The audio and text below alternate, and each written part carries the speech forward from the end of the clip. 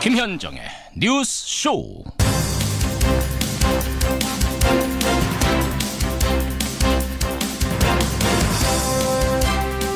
이명박 전 대통령에게 운명의 날이 밝았습니다. 애청자 여러분 안녕하십니까.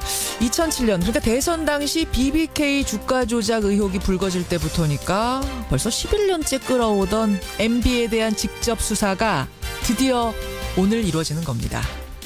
20여 개 혐의의 핵심은요, 뇌물과 횡령인데 그 전제는 이명박 전 대통령이 다스의 실소유주라는 데에서 출발합니다. 검찰은 실소유주가 맞다라고 이미 결론을 내리고 주범이라고까지 지칭을 했습니다만 MB는 여전히 다스는 형님 거다. 특활비는 모르는 것이다. 이렇게 반박을 합니다. 영포빌딩 지하 비밀창고에서 물증이 나와도 조카의 녹취, 재산관리인의 진술이 나와도 꿈쩍 않았습니다. 과연 오늘 그 모든 증거와 증언의 총 본체 앞에서도 그 입장을 유지할 수 있을까요? 진실은 하나입니다. 나라다운 나라, 후대에 부끄럽지 않은 역사를 쓰기 위해서라도 이 진실은 반드시 밝혀져야 할 겁니다. 어떻게 보면 오늘은 MB뿐만 아니라 검찰에게도 국민에게도 운명의 날인지 모르겠습니다. 김현정의 뉴스쇼 출발하죠.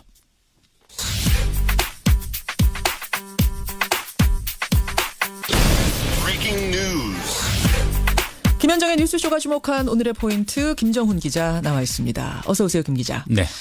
첫 포인트 당연히 MB 소환부터 봐야죠. 네. 중앙지검 1001호실 피의자 이명박입니다. 예, 검찰의 포토라인 앞에 드디어 오늘 섭니다. 대통령직에서 물러난 지 1844일 만에 검찰의 피의자 신분으로 소환되는 건데요. 예. 조사를 받을 곳이 서울중앙지검 1001호실입니다. 1년 전에 박근혜 전 대통령이 조사를 받았던 그 장소죠. 바로 거기죠. 네. 조사가 오전 9시 30분에 시작되니까 지금쯤이면 이 전 대통령이 자택에서 채비를 하고 있을 것 같고요. 예. 조사를 받은 뒤에 조서 열람 시간까지 고려를 하면 아마 내일 새벽까지 검찰 청사에 머무를 것 같은데 조사 과정은 영상으로도 녹화될 것이라고 하네요. 그러니까 이번 한 번 조사를 끝내려고 하다 보니까 이렇게 길어지는 거죠? 맞습니다. 예. 근데 이명박 전 대통령으로서는 검찰 조사가 처음은 아닙니다. 대통령 당선인 신분이던 2008년에 BBK 의혹 등으로 특검 조사를 받았고요. 특검의 조사는 받았죠. 네, 예, 또 예. 초선 의원이던 1996년에도 선거 비용 관련해서 그 검찰 조사를 받은 적은 있습니다. 국회의원 시절엔 있습니다. 네네. 그런데 이번에는 그 앞선 조사와는 전혀 다르죠. 네. 전직 대통령 신분이라는 점도 있지만 혐의가 만만치 않아요. 네, 오늘 조사 대상 혐의가 뇌물수수, 직권남용, 횡령, 배임 등 20개가 넘고요. 예. 특히 뇌물 혐의는 모두 110억 원대 불법 자금을 받아채겠다는 건데 인정이 된다면 형량은 결코 가볍지가 않습니다. 어떤 곳에서는 10여 개다 이렇게 얘기하는 곳들도 있던데 그거는 크게 카테고리를 묶으면 10여 개고 네, 쪼개면 그렇다는 20여 개가 것이죠. 되는 거죠. 이 전 대통령 측은 여전히 이번 수사가 정치 보복이라는 입장을 유지하고 있네요. 예. 1년 만에 전직 대통령을 피의자로 또 검찰 포토라인에서 보게 되는 국민들 심정도 참담합니다. 잠시 후에요. 오늘 이 뉴스는 여러 각도로 다뤄드리겠습니다. 예, 라디오 재판정에서도 다루고 이명박 전 대통령 집 앞에 지금 또 저희 나가 있습니다. 그 집 앞도 연결을 해보도록 하고요. 잠시 후 박영선 의원도 만나도록 하죠. 다음 포인트 가겠습니다. 네, 비둘기파 빠진 미 외교안보 라인입니다. 속보가 날아들었죠. 비둘기파로 알려진 미국의 틸러슨 국무장관이 갑자기 경질됐어요. 국무장관이요. 5월 예정된 북미 정상회담을 총괄 준비해야 하는 자리이기도 한데 예. 느닷없이 경질됐거든요. 그래서 그 배경과 향후 파장을 두고 해석이 분분합니다. 게다가 비둘기파였다는 거, 온건파였다는 거. 맞습니다. 틸러슨 장관이 미국 외교안보 라인에서 대표적인 비둘기파인데 예. 그 틸러슨 장관의 자리를 대체하게 되는 인물이 강경파로 분류되는 마이크 폼페이오 CIA 국장이거든요. 예. 신임 국무장관이 또 다른 강경파 맥메스터 국가안보보좌관 등과 짝을 맞춰서 트럼프 정부의 대외 정책을 이게 한층 더 까다롭게 만드는 거 아니냐 이런 전망이 나오고 있네요. 그렇지만 폼페이오 국장이 서훈 원장, 우리 국정원장하고는 또 한 라인이 있다 그래요. 네네. 그거는 희망적으로 좀 지켜봐야겠습니다. 마지막 포인트 보죠. 네, 청와대발 개헌안을 떠안은 국회입니다. 어제 문재인 대통령이 정부 개헌안의 초안을 보고받았습니다. 대통령 4년 연임제, 국회의원 소환제 등의 내용을 담고 있는데 예. 문 대통령은 이번 개헌에 대해서 간절하게 생각해달라 이렇게 밝혔습니다. 예. 이게 개헌안 논의에 지지부진한 국회에 대한 메시지거든요.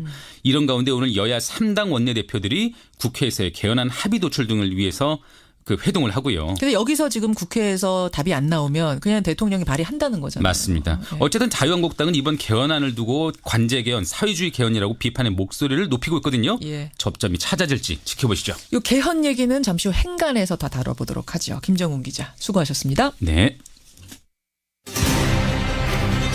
오늘 박 전 대통령이 지나갔던 검찰 포토라인에 이명박 전 대통령이 섭니다. 이명박 전 대통령은 20개에 육박하는 혐의 대부분을 부인하고 있습니다. 국민들이 다스는 누구 거냐 이렇게 묻고 있습니다. 이 부분에 한 말씀 부탁드립니다. 그런 아닌데 물을 지금 아닌 것 같습니다. 예, 이명박 전 대통령 2시간 뒤입니다. 9시 30분에 검찰에 출석합니다. 검찰이요. 이 전 대통령에게 적용한 혐의는 20개 육박합니다. 이 가운데 뇌물수수, 직권남용, 공직선거법 위반, 대통령 기록물 관리법 위반 뭐 등등등등이 있는 건데 이 중에서도 뇌물수수가 최대 쟁점이 될 것으로 보이죠. 검찰은 2번 조사는 없다. 한 번에 끝내겠다. 자신감 보이고 있습니다. 이 전 대통령의 운명의 날 이분을 좀 연결해 보려고 합니다. 지난 2007년부터 MB와 관련된 의혹을 파헤쳐 온 분이죠. 근데 본인은 정작 이 별명을 별로 좋아하지 않으신다고 해요. MB 저격수 더불어민주당 박영선 의원 연결합니다. 박 의원님 안녕하세요. 네, 안녕하셨습니까? 아니 MB 저격수라는 별명은 왜 안 좋아하세요? 그것이 강한 이미지이긴 합니다만은 제가 하는 일을 좀 왜곡시키고 또 축소시킬 수도 있기 때문에 그렇습니다. 아, 예, 뭐 이것만 매달리는 것이 아닌데 네, 사람들이 네. 박영선 하면 MB 저격수 이렇게만 기억되는 것이 그래요. 네. 그럴 수도 있겠네요. 자, 2007년 대선 때부터니까 10년이 넘었는데 드디어 9시 반 검찰에 출석한답니다. 포토라인에서 한마디도 한답니다. 오늘 아침 어떤 생각 드십니까? 제가 이 BBK 문제를 처음 이야기한 것이 2007년 6월 11일 국회 대정부질의에서입니다. 예. 그날로부터 지금 11년이 됐죠. 좀 늦었습니다만 신은 진실을 알지만 때를 기다린다 하는 이 때가 오긴 오는군요. 그리고 진실도 지금 이제 밝혀지고 있고요. 그런데 저는 MB가 좀 그동안에 자신이 차명 인생, 거짓 인생을 살았던 것을 국민들에게 좀 솔직하게 용서를 구했으면 하는 그런 생각이 있고요. 예. 또 저처럼 진실을 이야기한 사람을 끝없이 괴롭혔던 것에 대한 한마디 사과도 듣고 싶습니다. 네. 사과, 국민에 대한 사과, 그리고 괴롭혔던 다른 정치인들에 대한 사과도 좀 있었으면 좋겠다. 하지만 어제까지만 해도 정무수석을 지낸 김효재 전 의원은 이렇게 말했습니다. 검찰 수사가 정치 보복이란 생각에는 전혀 변함이 없다. 오늘 들어가서도 여러 가지 것들에 대해 다 반박할 겁니다. 나와는 상관없다라고 하거나 나는 실소유주가 아니라고 하거나 뭐 이렇게 할 것으로 보이거든요. 정치 보복, 억울하다. 여기에 대해서 뭐라고 답하시겠습니까? 그건 그분들이 정치 쟁점화하기 위한 이제 정략적인 것이죠. 그런데 이 MB 수사 과정을 보면 예. 측근들이 다 인정을 하지 않았습니까? 그렇죠. 그러니까 측근의 인정에 의해서 이 일이 이제 사실로 밝혀졌고 예. 또 영포 빌딩의 서류 압수수색에서 나온 서류가 결정적인 증거였기 때문에 예. 네, 저는 정치보복이라는 어떤 이런 논리가 성립하지 않는다고 생각하고요. 또 범죄 혐의가 이것을 말해주고 있고 국민들이 보고 있고 국민들이 이 MB가 그동안에 했던 그런 여러 가지 그 거짓 인생과 그 차명 인생에 대한 그런 어떤 분노 이러한 것들이 이것을 흔들 수 없다라고 생각하고 있습니다. 그 20개 혐의에 대해서는 저희가 2부에서 좀 자세히 하나하나 짚어볼 거기 때문에 오늘 뭐 박 의원과 이 시간 하나하나 짚지는 않겠습니다만 네. 가장 핵심적인 혐의는 뭐라고 보십니까? 뇌물수수죠. 뇌물수수. 네, 그러니까 국정원 그 활동비 대납도 뇌물수수고요. 또 삼성 대납도 뇌물수수고요. 소송 대납. 예. 네, 소송 대납도 뇌물수수고 예. 이팔성 회장 김백준 비서관으로부터 받은 돈들도 뇌물수수고 그리고 다스를 통해서 그동안에 뺏은 돈이 있지 않습니까? 그렇죠. 이게 수백억 원에 달하는데요. 이게 다 뇌물입니다. 네. 근데 그 특활비 관련해서는 나는 보고도 결제도 받지 못했다.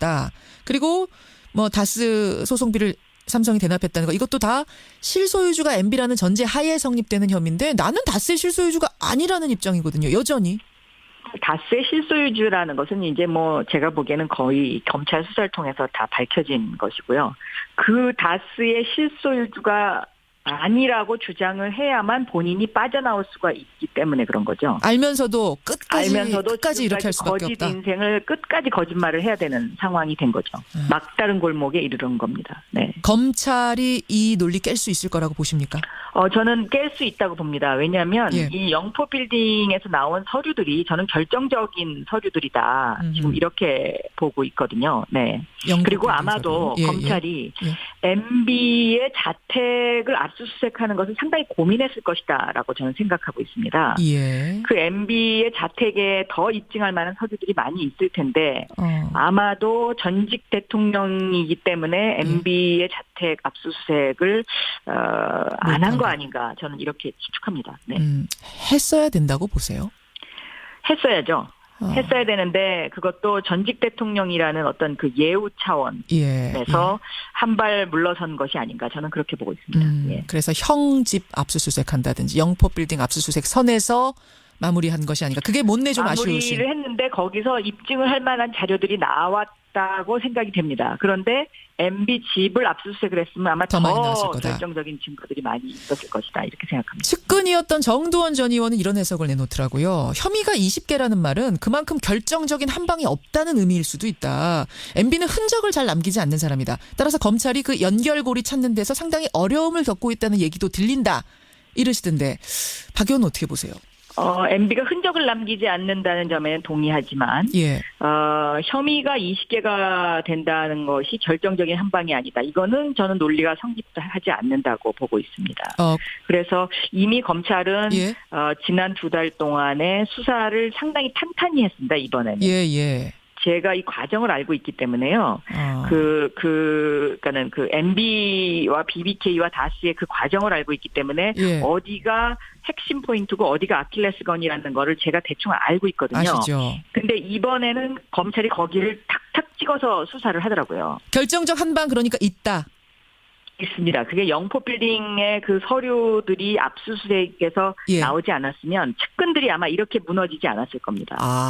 측근들이 다 무너졌잖아요. 다 무너진 게 이제 더 이상 네. 뭐 저쪽에 매달려봤자 속된 말로 소용이 별 볼 일 없다. 없을 것 네. 같아서 분 것이 다 진술한 것이 아니라 결정적인 증거를 들이미니까 어쩔 수 없이 다 진술할 그렇습니다. 수밖에 없었다라고 예. 보시는 거예요. 네. 그것이 바로 영포 빌딩에서 나온 서류들일 거다. 서류들이 꼼짝 못할 증거, 결정적인 네. 한 방은 거기다. 네. 알겠습니다. 그럼 구속도 될 거라고 보시는 거네요. 구속을 하는 게 당연하죠. 왜냐하면 이 특정범죄가중처벌법상에 이제 이런 어떤 1억이 넘는 사람에 대해서는 뭐 무기징역까지 가능하니까요. 예. 그리고 지금 이 뇌물수수의 액수가 100억이 넘기 때문에 예. 이것은 구속하는 게 너무나 당연한 것이고 그런데 검찰이 정무적 판단을 만약에 한다 하면 저는 그런 요소들을 또 감안할 수도 있다라는 그런 여지가 남아 있다라고 보고 있습니다. 바로 거기죠. 검찰이 예. 지금 박근혜 전 대통령 구속 수감된 상태에서 이명박 전 대통령마저 구속시키는 걸 상당히 부담스러워한다, 고민한다는 얘기가 들리거든요.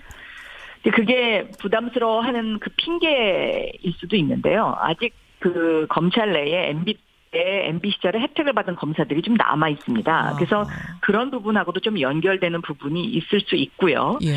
저는 제대로 정통적인 방법으로 수사를 한다 하면 이것은 구속을 해야 한다라고 보고 있는데 예. 만약에 검찰이 구속을 할 거면 한 번 정도 더 부를 것 같습니다. 그래요? 이번 한 번에 끝내겠다라고 말은 했는데 네. 왜 한 번 더 부를 거라고 보시나요? 더 한 번 다져야 되니까요. 구속 전에. 이것이 이제 법원에서 구속영장을 발부할 것이냐 말 것이냐에 대한 또 그런 또 하나의 또 넘어야 될 난관이 하나 있지 않습니까? 그렇죠. 그렇기 때문에 저는 만약에 구속을 할 거다 하면 한 번 더 부를 것이다 이렇게 생각하고 그냥 불구속 기소할 거다 그러면 아마 한 번에 끝내지 않을까 이렇게 생각합니다. 그러니까 법리적으로 그냥 봤을 때는 구속이 너무나 당연하지만 정무적인 네. 것들까지 다 판단한다면 사실은 반반이라고 보시는 건 현실적으로 반반이라고 보시는 거예요? 구속 여부? 현실적으로 6대4 정도 됩니다. 6대4. 네. 구속 네. 6, 불구속 4 정도로. 네. 알겠습니다.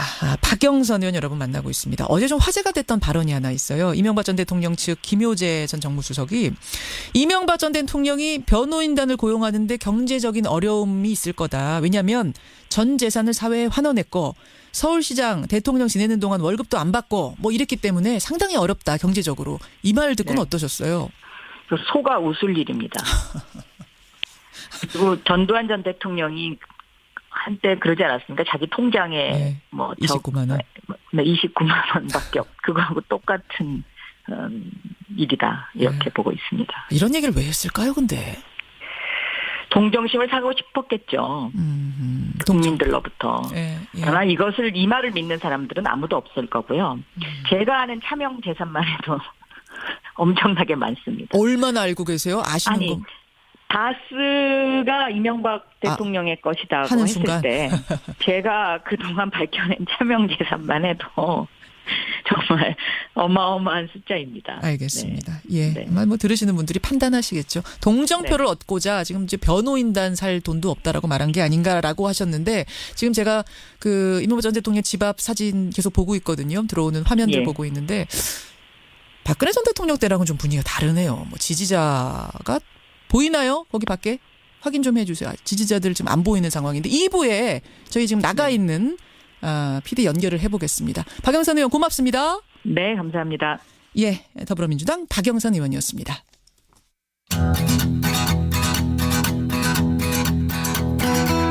김현정의 뉴스쇼는 청취자 여러분의 참여로 이루어집니다. 트위터, 페이스북, 레인보우 게시판, 그리고 단문 50원, 장문 100원의 유료 문자 샵 1212, 우물정 1212 통해 참여하실 수 있습니다. 김현정의 뉴스쇼, 여러분과 함께 만듭니다.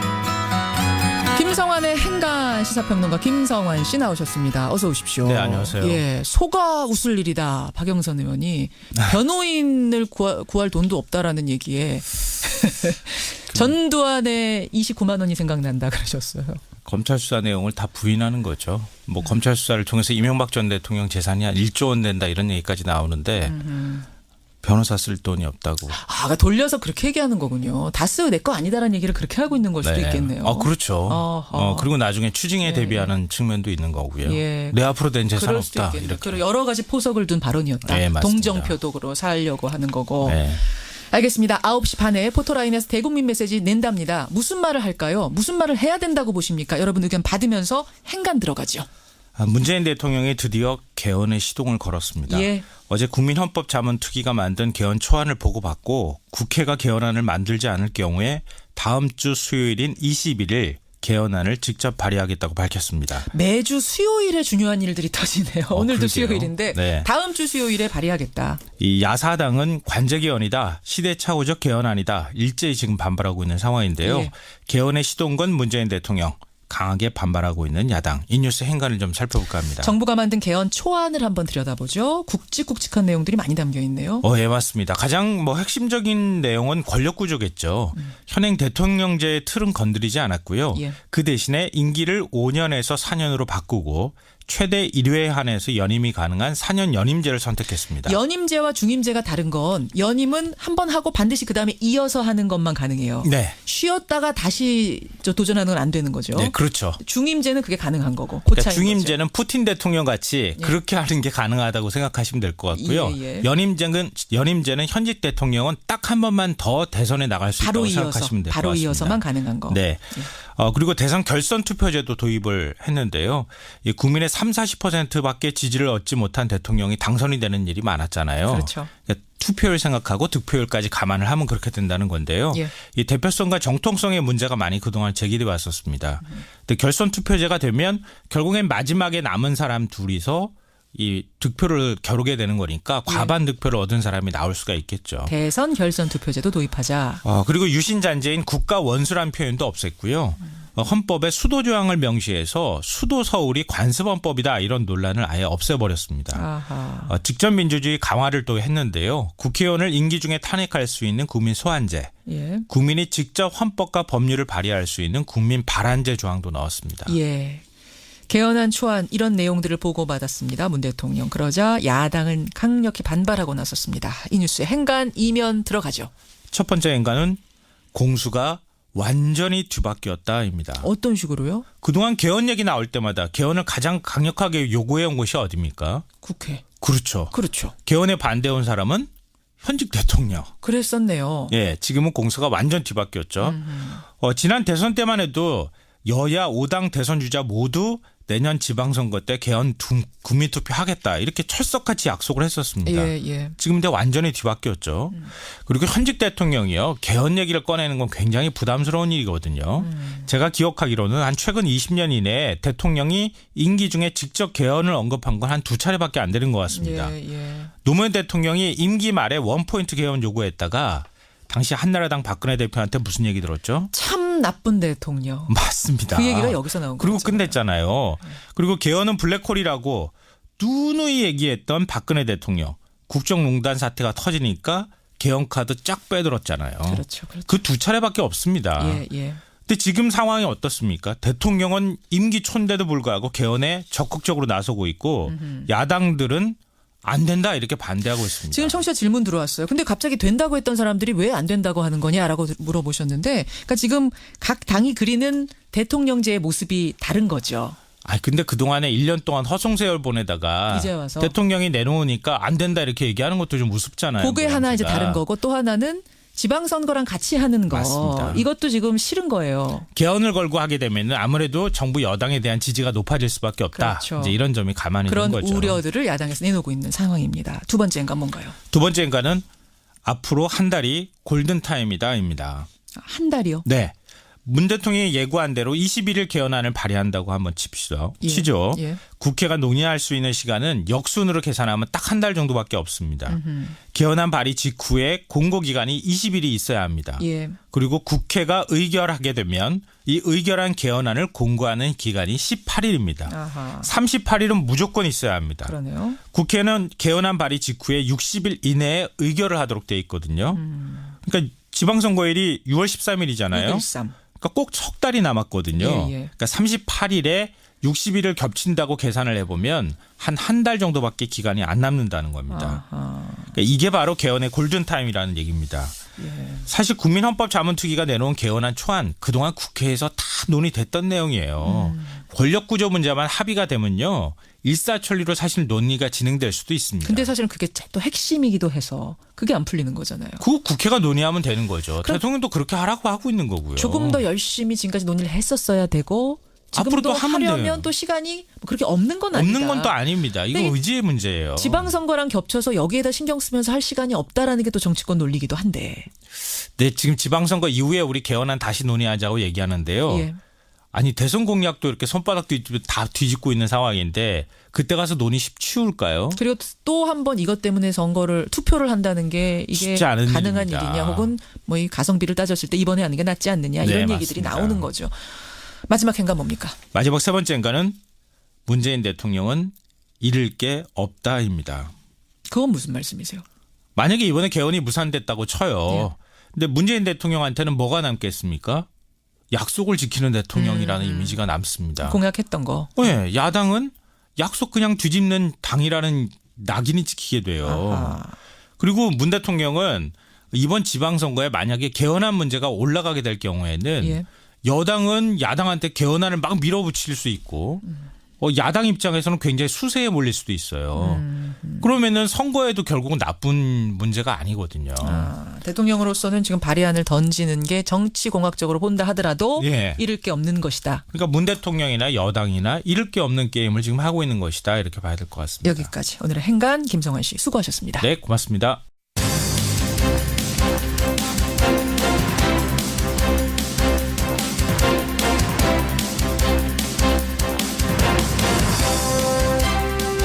김현정의 뉴스쇼 2부 출발합니다.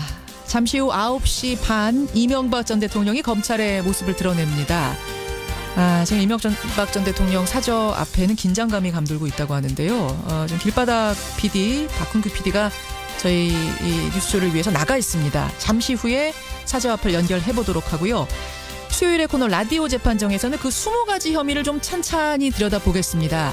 어떤 혐의가 있고 거기에 대한 이명박 전 대통령 측의 대응 논리는 뭔지, 검찰이 그걸 깰 수 있는 논리는 또 뭔지 쉽게 정리해드리죠. 일본도 가보겠습니다. 일본에서는 지금 아베 총리가 위기를 맞고 있습니다. 공문서를 조작한 사실이 드러났는데 또 그 와중에 독도가 자기네 땅이라는 내용을 포함시키는 학습 지도 요령 개혁안도 공개를 하면서 이래저래 우리로선 참 걱정스럽고 딱합니다. 일본 도대체 무슨 일이 벌어지고 있는 건지 호사카 유지 교수도 만나보죠. 화제 인터뷰에서는요, TV 홈쇼핑 얘기를 해볼 텐데요. 이 시청자들의 눈길을 끌어잡기 위해서 가짜 백화점 영수증을 가지고 방송을 하던 홈쇼핑들이 무더기로 적발이 됐습니다. 이것을 조사한 분 연결하죠. 50원에 단문 100원의 장문 유료 문자 샵 1212 카톡 레인보우까지 열어놓고 출발합니다. 1시간 반 남았습니다. 지금 이명박 전 대통령 MB 집 앞의 분위기는 어떨까요? 서울 강남구 논현동에 있죠. MB 자택 앞에 독립언론인 길바닥 저널리스트 박훈규 PD가 나가 있습니다. 불러보죠. 박 PD. 예, 논현동 사저 앞에 있는 거죠? 예, 그렇습니다. 예, 7시부터 나가서 지금 분위기를 체크하고 있다고 들었는데 지금 8시 현재 분위기는 어떻습니까? 지금 현재 집 앞에는 한 100여 명의 취재진들과 예. 경찰과 그다음에 이명박 전 대통령을 정하기 위해서 청와대 파견된 경호원들이 분주하게 움직이고 있는 그런 상황입니다. 예. 지지자들 모습도 좀 보여요? 오늘 이 골목은 사실상 그 취재진을 제외한 모든 일반 시민들은 통제를 하기 때문에 다른 지지자들이라든가 일반 시민의 모습은 볼 수 없습니다. 아니 뭐 펜스를 쳐놓은 건 알고 있습니다만 그 펜스 바깥으로 박근혜 전 대통령 때 생각해보면 지지자들이 상당히 많아서 차가 나가기도 어려울 정도였는데 그런 모습은 안 보입니까? 예. 그 오전에 일부 일반 시민이 현수막을 제작해서 나와서 잠깐 시위를 하는 모습 외에는 일반 지지자들이라든가 다른 시민들의 모습은 현재 지금 보이지 않고 있는 모습입니다. 집에 불은 켜져 있고 당연히 예. 측근들이나 가족들 출입하는 모습은 안 보이나요? 제가 이제 7시부터 지금 나서 지켜보고 있는데, 아직 지금 측근들의 모습은 보이지 않고, 다만 자유한국당의 이재호 의원, 권성동 의원과, 조금 전에 자유한국당의 전 의원이 한 분이 자택 안으로 들어가는 모습을 지켜볼 수 있었습니다. 이재호 전 의원, 권성동 의원이 들어갔어요. 자택으로. 네네. 예, 한 명 더 지금 확인은 안 됐지만 한 명 더 3명이 들어간 겁니까 그러면 정치인들? 예, 그렇습니다. 예, 그렇군요. 들어갔다는 이야기는 같이 움직이는 건지 어떤 건지 모르겠는데 오늘 스케줄이 어떻게 되는 겁니까? 오늘 검찰청에서 9시 반에 출석이기 때문에 이곳 자택에서는 사실상 한 9시 20분 정도면은 차량을 타고 출발할 것으로 보입니다. 이곳에서 검찰청까지 거리가 5km가 채 안 되기 때문에 오늘은 또 특별히 경찰의 어떤 에스코트를 받아서 주변 도로 통제를 받아서 이동을 하기 때문에 그렇게 오랜 시간이 걸리지는 않을 것 같습니다. 오늘 9시 5분부터 30분까지 이 강남 일대의 도로가 통제된답니다. 통제한 채 경찰의 에스코트를 받아서 경찰청까지 5km 정도를 가게 된다. 박홍규 PD도 따라가는 건가요, 그 차를? 예, 저는 이제 이것을 잠시 후 다시 검찰청으로 이동을 해서 그곳에서 이제 계속해서 취재를 좀 이어나갈 생각입니다. 그래요. 포토라인에서 오늘 대국민 메시지도 발표를 하는 거죠? 네, 그렇습니다. 예, 어떤 이야기를 할 거라고 지금 예측들 하고 있나요? 이미 사실 어저께 많은 언론 보도를 통해서 그다음에 측근들을 통해서 이야기가 나왔지만은 오늘 특별한 대국민의 메시지가 어떤 내용이 나올 거라는 구체적인 내용은 나오지는 않았지만은 다만 이것이 어떤 자신에 대한 정치적 보복이다라는 메시지는 분명히 담겨서 그와 동일한 내용을 발표할 것으로 계속해서 지금 추측을 좀 해보고 있습니다. 정치 보복이다. 이런 것들이 다시는 벌어지지 않았으면 좋겠다. 이런 쪽이 나오지 않을까라는 관측이 가장 높은 현실. 네네. 예, 알겠습니다. 경찰이 몇 명이나 있어요, 집 앞에? 지금 오늘 경찰들도 이곳 입구가 조금 지하철 도로에서 도로 입구가 약 한 400m 정도 되는데 그곳에서 경찰 줄지어서 있는 모습까지 사저 앞뒤로 해서 약 한 100명에서 150명 정도의 경찰이 지금 이명박 전 대통령의 자택을 지금 이렇게 에워싸듯이 하고 있습니다. 집 앞에는 150명 정도 경찰이 있고 지금 검찰청사 앞에는 취재진만 500여 명이 있다고 합니다. 내외신 취재진들. 이런 상황입니다. 여기까지 분위기 전해 듣죠. 박훈규 PD 고맙습니다. 네. 예, 길바닥 저널리스트 박훈규 PD 통해서 지금 MB 집 앞의 분위기들 확인해봤습니다.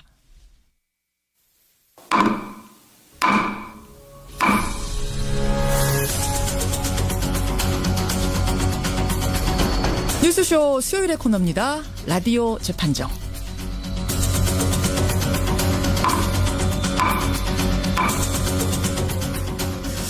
조금 전에 현장 분위기 여러분들 느껴보셨습니다만 지금 전직 대통령으로는 5번째로 이명박 전 대통령이 검찰에 출두합니다. 분위기는 삼엄합니다. 검찰청사 앞도 지금 긴장감이 흐르고 있다고 합니다. 앞서 예고드린 대로 오늘 라디오 재판정은 법적으로 따져볼 부분들, 도대체 20가지 혐의는 뭐고, 핵심은 뭐고, 거기에 대한 MB의 대응 논리는 뭔지, 검찰은 뭘 준비하고 있는 건지 따라가 보죠. 서울지검 1001호실로 미리 가보시는 겁니다. 예, 서울지검 1001호실 우리와 함께 입실할 두 분의 변호사 소개하겠습니다. 오늘은 이게 웃으면서 소개해도 될지 모르겠어요. 분위기가. 수락관 노상국님. 예. 오늘도 인사말을 준비는 해오셨어요? 제가 애청자 마마님들께 인사드리겠습니다. 노상국입니다. 기침하셨습니까? 맛있고 따뜻한 수라가 준비되어 있습니다. 예, 오늘 뭐 날은 좀 그렇지만 긴장감이 흐르지만 노 변호사님이 여유를 주시네요. 그래요. 백 변호사님 안녕하세요. 네, 안녕하세요. 뭐 전직 대통령 5번째 포토라인 쓰는 거에 관련해서는 좀 국민하는 사람으로서 좀 찹찹한 심정은 분명히 있어요. 그런데 참담하죠. 이게 더 좋은 사회로 가는 그런 방향이길 좀 바라봅니다. 그렇죠. 제가 아까 오프닝에서 말씀드렸잖아요. 진실은 하나다. 네. 지금 나는 아무것도 모릅니다. 난 다스 주인도 아니고 특활비도 모르고 아무것도 모른다고 하지만 진실은 하나고 언젠가는 시간이 걸리더라도 밝혀진다는 거 우리는 항상 봐오지 않았습니까? 이번에 좀 믿어보기로 하죠. MB 소환 A부터 Z까지 따져보는 겁니다. 여러분들 궁금증 보내주십시오. 50원의 단문 100원의 장문 유료 문자 샵 1212 카톡 레인보우입니다. 먼저 9시 30분에 검찰청에 들어가는데 네. 들어가는 시간은 정해져 있지만 나오는 시간은 모르는 거죠. 내일 이 시간까지 안 나오실 수도 있어요. 극단적으로 생각하면 박근혜 전 대통령도 한 22시간 정도 있다가 나오지 않았었나요? 맞아요. 거의 새벽 다 돼서 나왔는데 왜냐하면 검찰 입장도 그렇고 이명박 전 대통령 입장도 그렇고 비슷한 게 여러 번 들어가고 싶진 않잖아요. 일단 피의자 입장에서 이명박 전 대통령 입장에서는 당연한 또 거고. 검찰 입장에서도 전직 대통령 오늘 아침에 벌써 보시면 아시겠지만 저 사저 앞에 경찰 와 있고 통제하고 오늘 올 때 또 교통 통제해가지고 에스코트 해가지고 또 검찰청 오죠. 맞습니다. 그 여러 번 하기 힘들잖아요. 힘들죠. 부담스럽죠. 그래서 어쨌건 일단 첫 번째 조사 한 번에 끝을 내겠다라는 게 양쪽 당사자들의 어찌 보면 일치된 의사이기 때문에 내일 아침이 되더라도 뭐 어쨌건 한 번에 좀 끝을 내려고 양자 다 노력을 할 것 같습니다. 꼬박 세울 수도 있다. 백 변호사님. 신분은 노 변호사님. 네네. 피의자 신분 맞습니까? 네, 지금 피의자 신분인 걸로 알고 있는데 저는 지금 백 변호사님 말씀하신 것처럼 오래 걸릴 것 같긴 한데 한 가지 걱정되는 게 있어요. 뭐요? 이명박 전 대통령이 조금 불편하고 힘들면 꼭 기침을 너무 많이 하셔가지고 그렇죠. 사실은 그게 그 건강에도 조금 안 좋을 수 있고 이제 오랫동안 장시간 재판 받을 때 아니 재판이 아니라 장시간 수사 받을 때 괜찮을지 좀 걱정스럽거든요. 근데 이번에는 뭐 잘 하시겠죠. 예. 그 기침을 많이 해서 하다가 쓰러지거나 뭐 이렇게 될까봐. 그 기침한 제가 그 인터뷰하는 걸 여러 번 봤는데 할 때마다 그 기침을 상당히 많이 하셔서 맞아요. 이게 사실은 그 수사 받다가 건강이 갑작스럽게 악화되거나 이제 이렇게 되면은 수사기관 입장에서도 매우 난감한 상황이기 때문에 아마 그 부분도 조금 고려해서 주변에 보약 좀 챙겨가지고 그렇죠. 주변에 들어가는 그런 좀 조치가 필요할 것 같아요. 그래요. 예. 1001호실 지난번 박근혜 전 대통령 조사했던 그곳 왜 또 여기입니까? 사실 1001호라는 곳이 그러니까 일반 피의자들이 조사받는 곳보다는 좀 넓고요. 휴식할 수 있는 주변에 공간도 있고요. 이 1001이라는 숫자에 상징성이 있어요. 저희 사무실이 1001입니다. 감사합니다. 1001 말고요. 깨알 홍보를 깜짝 놀랐네요. 갑자기 훅 들어오셔가지고. 대통령 그 차 수행하는 그 차 번호가 1001이에요. 1001호.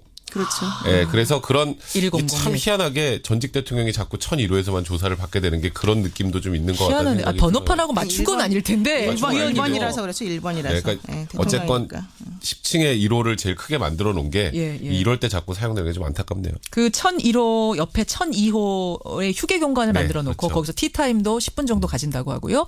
하다가 힘들면 거기서 좀 쉬고 밥도 그렇죠. 먹고 뭐 이렇게 되는 거죠. 변호인은 3명이 동행을 합니다. 3명. 지금 변호사 이름 누구죠? 강훈 강훈 변호사, 변호사. 피영현 변호사, 예. 김병철 변호사 그리고 박명환 변호사도 원래는 같이 간다 그랬었거든요. 박명환 변호사라는 분은 잘 모르실 텐데 이분이 이제 최근에 어제인가요? 합류하신 걸로 지금 그럼 얘기가 4명이에요 지금? 예, 지금은 원래 4명 체제로 지금 되어 있고요.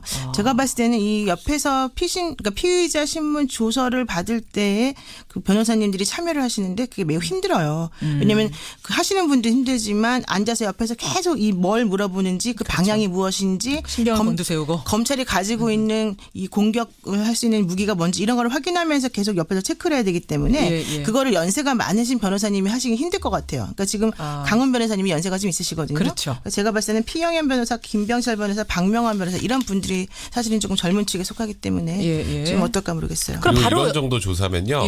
거의 한 명은 거의 사실상 속기사 노릇을 해야 돼요.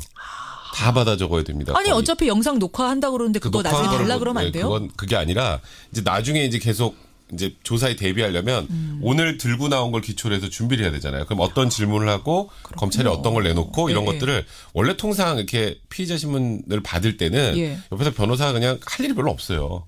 엄밀히 말하면 왜냐하면 거들어주지 못해요. 그러니까 법원에서 재판은 변호사가 주도적으로 할 수 있지만 이거는 대신 대답할 수가 없잖아요. 대신 대답은 안 되는군요. 그렇죠. 그 왜 옆에 왜 앉아 있어요? 아니, 조금 전에 그 이명박 전 대통령이 이렇게 말씀하셨는데 그게 아니고요. 이렇게 하면 안 돼요. 그럼 뭐까지 할 수 있어요? 그러니까 사실상 거기서 좀 개입하면 검찰이 몇 번 좀 제지를 합니다. 제지를 하고 딱 정해져 있지는 않지만 이 조사를 받을 때는 피의자와 검찰이 받는 거고 변호사는 심리적인 안정 혹시 안에서 있을 옛날에는 뭐 사실 고문이나 뭐 이런 것들도 있을 수 있었으니까 피의자의 심리적 안정을 위해서 변호사가 있는 거고요. 근데 오늘 같은 이런 사건 같은 경우는 보통 한 명의 변호사가 사실상의 속기사 역할을 합니다. 네, 아니 심리적 안정만 하는 건 아니고요. 이제 그 흐름을 좀 보다가 만약에 조금 불리하거나 뭔가 잘못되는 방향으로 간다 그러면 잠깐 휴식을 취하겠다라고 하고 그게 심리적 안정을 위하는 거죠. 중간에 같이 가서 그다음에 어떤 식으로 전략을 짜서 하는 게 맞다라고 코치를 다시 해주고 코치 역할. 이런 게 다시 필요해요. 그 코치도 MB가 얘기하고 있는 와중에 그거 하지 마세요. 이렇게는 안 되는 거고. 아니 이제 하실 때 이런 경우도 있어요. 말씀하실 때 잠깐 중단시키고 모시고 나가서 다른 얘기해서 좀 다시 들여보는 이런 식으로 가능한데 휴식을 취하십시다. 뭐 이렇게 그러면서 이제 예를 들면 김현정 앵커가 조사받고 있는데 현정 앵커 말안을 딱 잘라가지고 그 말은 이 말입니다. 이렇게 설명하면 안 된다는 거죠. 또 왜 저를 거기서 예시로. 죄송합니다. 괜찮습니다. 주변에 있는 사람을 자꾸 쓰더라고요. 보니까. 알겠습니다. 변호사가 3명 대동합니다만 그 3명이 할 수 있는 역할은 속기하는 역할 나중에 쓰기 위해서 그리고 쭉 보다가 잠깐 좀 쉬고 하시죠. 그렇죠. 정도 할 수 있는 요 정도 조력자 역할을 할 수 있다. 영상 녹화를 병행합니다. 박근혜 전 대통령 때는 안 했습니다. 그때는 왜 안 하고 지금은 하는 거죠? 박 전 대통령은 저는 사실 이 부분도 동의를 굳이 꼭 받아야 되는 거가 했었는데 박 전 대통령은 거부를 했었어요. 그 당시에. 그랬죠. 근데 박 전 대통령은 뭐가 남는 게 싫었던 건지 그래서 그때 영상 녹화를 안 하는 걸 보고 뭔가 진짜 숨기고 싶은 게 맞나 보다라는 그런 느낌이 있었어요. 저희들도. 근데 그거에 대한 어찌 보면 반면교사가 아닌가 싶어요. 이명박 전 대통령 쪽에서는 그래 나 당당해 숨길 거 없어. 최소한 이런 모습은 좀 보여주겠다라는 취지가 아닐까. 그래, 영상 녹화를 하건 영상 녹화를 하지 않건 뭔가 효력이 바뀔 것도 없고요. 그렇기 때문에 뭐 이명박 전 대통령 측에서도 오케이 한 것 같고 그래서 생각은 그런데. 저는 그렇고 그리고 안에서 이제 수사하는 수사 검사들이 이제 조사를 하는 검사들이 있고 윤석열 지검장하고 이제 한동훈 차장 같은 경우는 녹화실 영상 녹화실 밖에서 영상을 보면서 이제 어떻게 진행되는지 체크하는 그런 과정을 겪을 겁니다. 그 영상 녹화를 하면은 이제 두 가지 점이 있어요. 하나는 그 수사 혹은 신문을 받을 때에 예전에는 검찰에서 고문 같은 걸 하기도 하고 여러 가지 나쁜 방법으로 자백을 받아내기도 했거든요. 그러니까 그런 걸 방지하려는 목적이 사실은 있는 거예요. 두 번째로는 그 영상 녹화한다고 해서 꼭 피신 조사를 안 적는 건 아닌데 그런 거에 대한 그 증거 능력 확보하기가 사실 쉽기 때문에 하는 거거든요. 아니 안 준다면서요, 근데. 그러니까 우리한테 주는 게 아니라 이제 그분들이 가지고 있는 검찰에서. 검찰 입장에서. 그래서 기본적으로 나중에 혹시라도 이제 이 사람들의 진술이나 이런 말들이 증거 능력이 있는지 없는지 따질 때 중요한 증거가 되는 건데 당연히 그래서 사실은 변호사들 입장에서 영상 녹화 하는 게 절차적으로는 편하지만 나중에 가서는 또 빼도 박도 못하는 또 문제가 생길 수 있어요.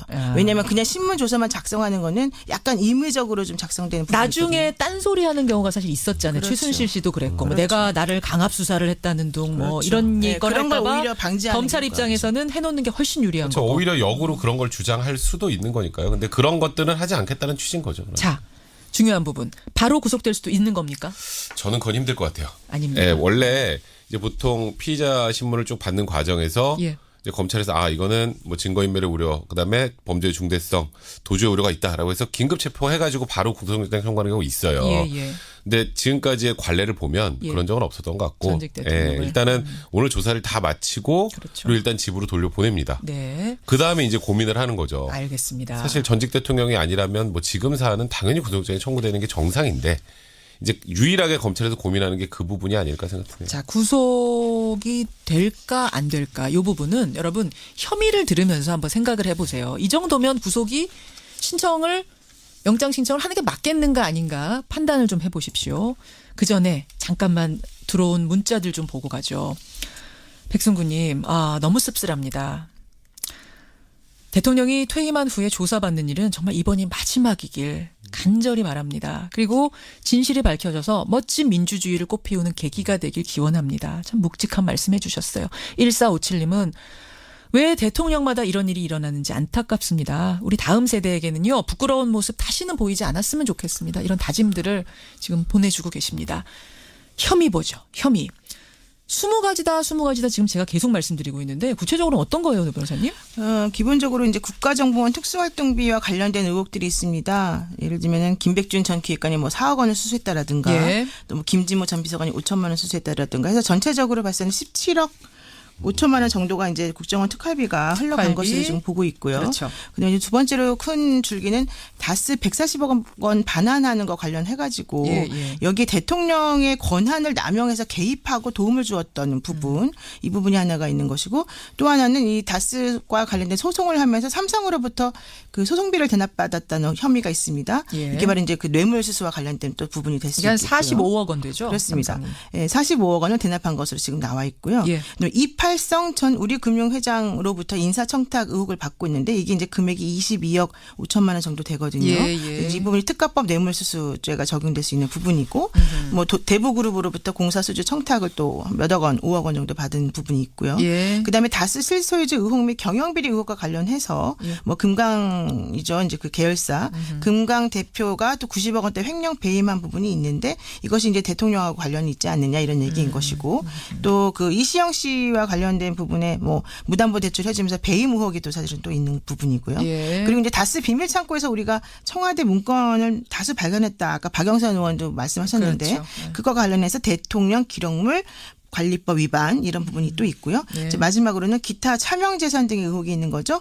그래서 대선 당시에 허위 재산을 공표하면서 공직선거법 위반이 있었고, 많습니다. 뭐 대통령 재직 중에 허위 재산 신고, 차명 부동산 소유 이런 것들은 전부 근데 그 조세 포탈까지 관련해가지고 아마 시효가 좀 지난 게 아니냐 이런 얘기 좀 하고 있습니다. 핵심.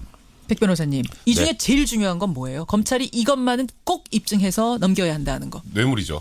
뇌물죄. 네. 뇌물을 크게 큰 두 줄기를 보면 조금 전에 말씀하셨던 것처럼 국가정보원으로부터 이제 특수활동비를 수수했다는 부분 하나하고 특활비 뇌물 한 줄기. 네. 그리고 또 하나는 이제 다스 소송비 대납 그다음에 뭐 이팔성 우리금융 회장 또 대보그룹 공사수주 청탁 관련해서 이제 돈을 받은 것. 이 부분이 입증이 되면 사실 그 부분이 1억 이상만 입증이 되면 10년 이상 무기징역까지 선고가 가능한 상황이기 때문에 지금 한두 푼이 아니잖아요. 그렇죠. 그러니까 좀 이런 얘기를 합니다. 이 중에 10분의 1만 인정돼도 10년 이상 징역형이 선고된다라는 얘기가 나오는 상황이고요. 110억 정도니까. 그러니까 일단은 지금 이명박 전 대통령 측의 논리는 대략 이렇게 전개가 될 것 같아요.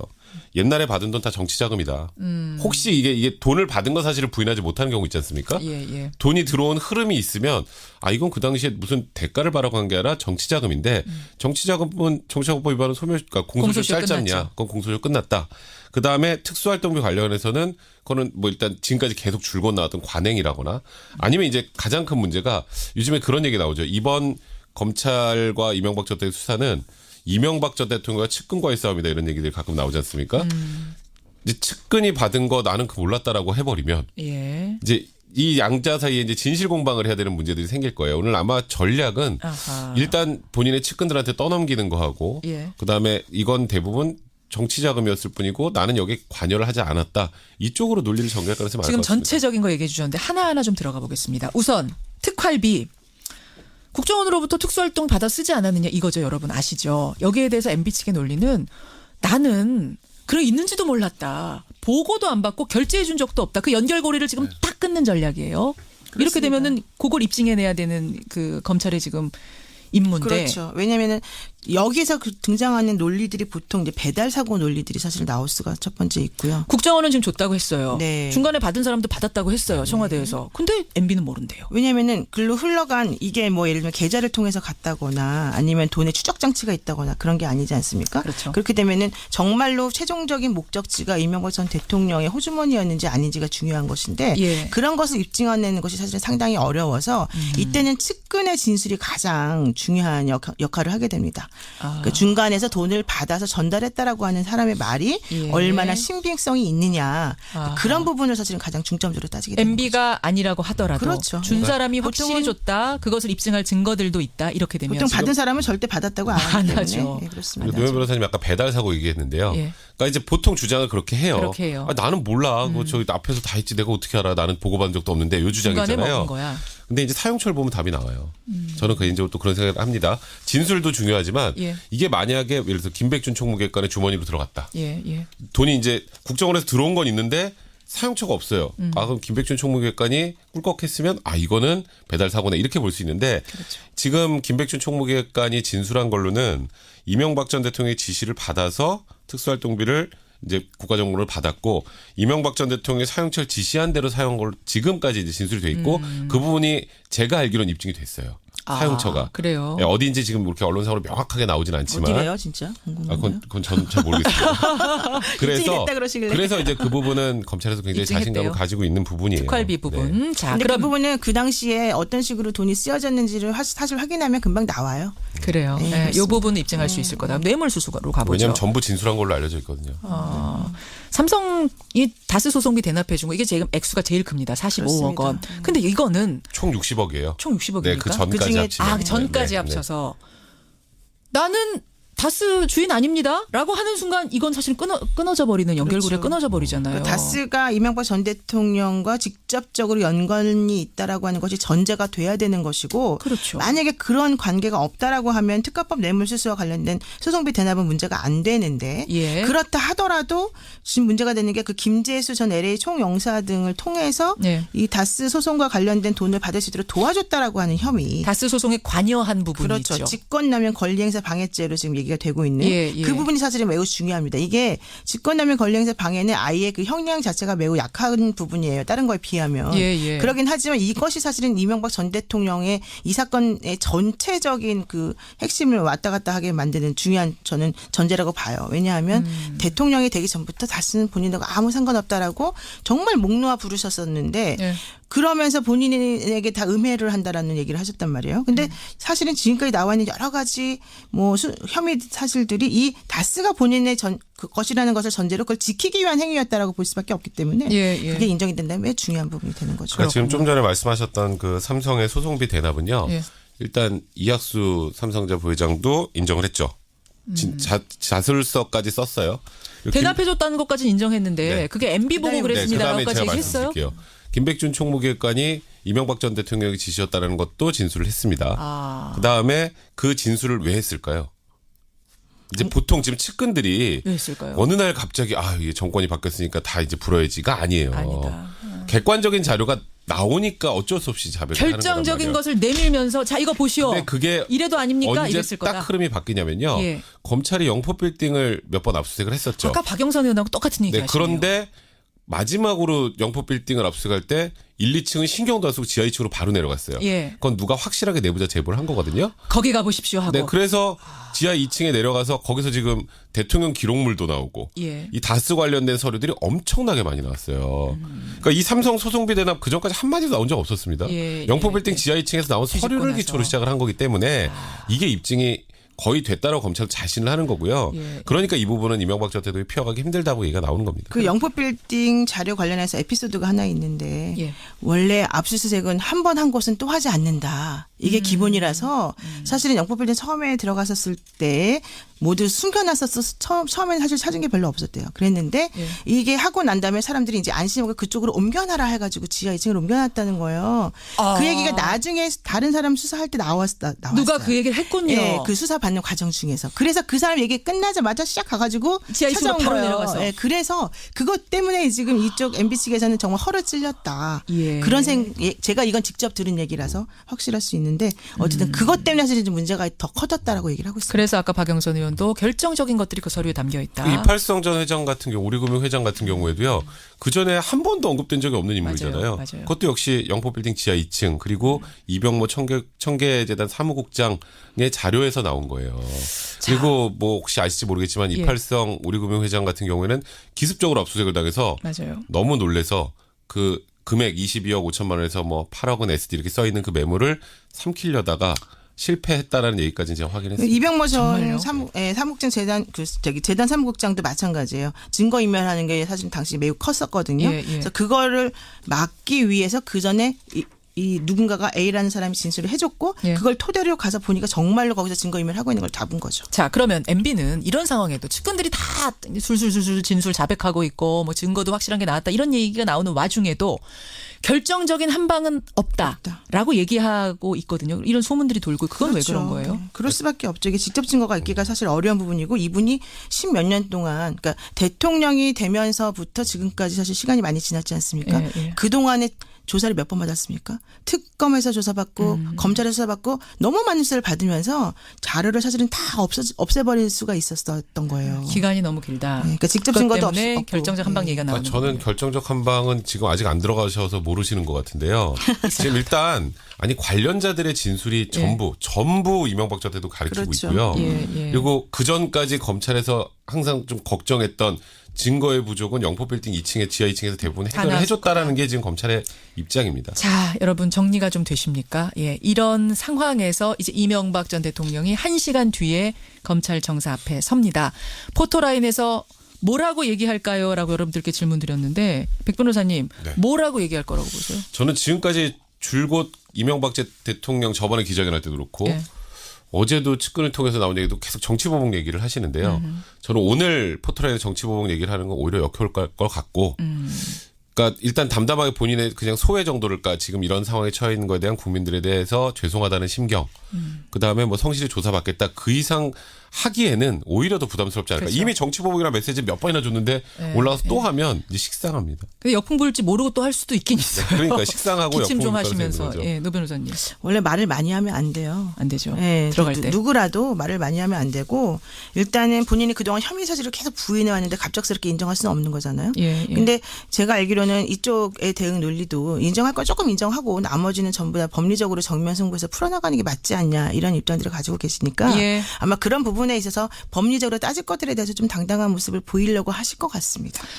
청취자 보미네님 초등학생도 다 안다는 다스 사장 이명박님 이제는 다 진실을 털어놓으십시오 이러셨고요. 카이로스님 국민 앞에 진정으로 석고되지 않은 일단 이 상황에 대한 사과라도 라도 하는 모습을 포토라인에서 보고 싶다 하셨고요.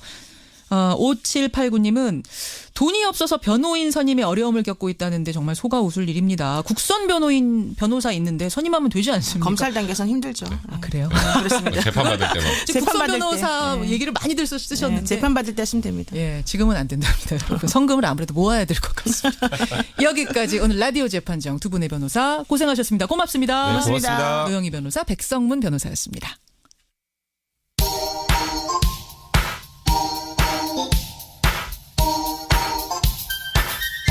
김현정의 뉴스쇼 CBS 라디오와 함께하고 계십니다.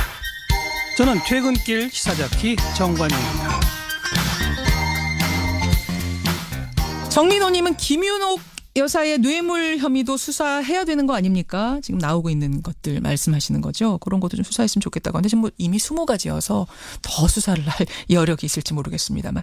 진건도님은 저는 이명박 전 대통령한테 투표했던 사람입니다.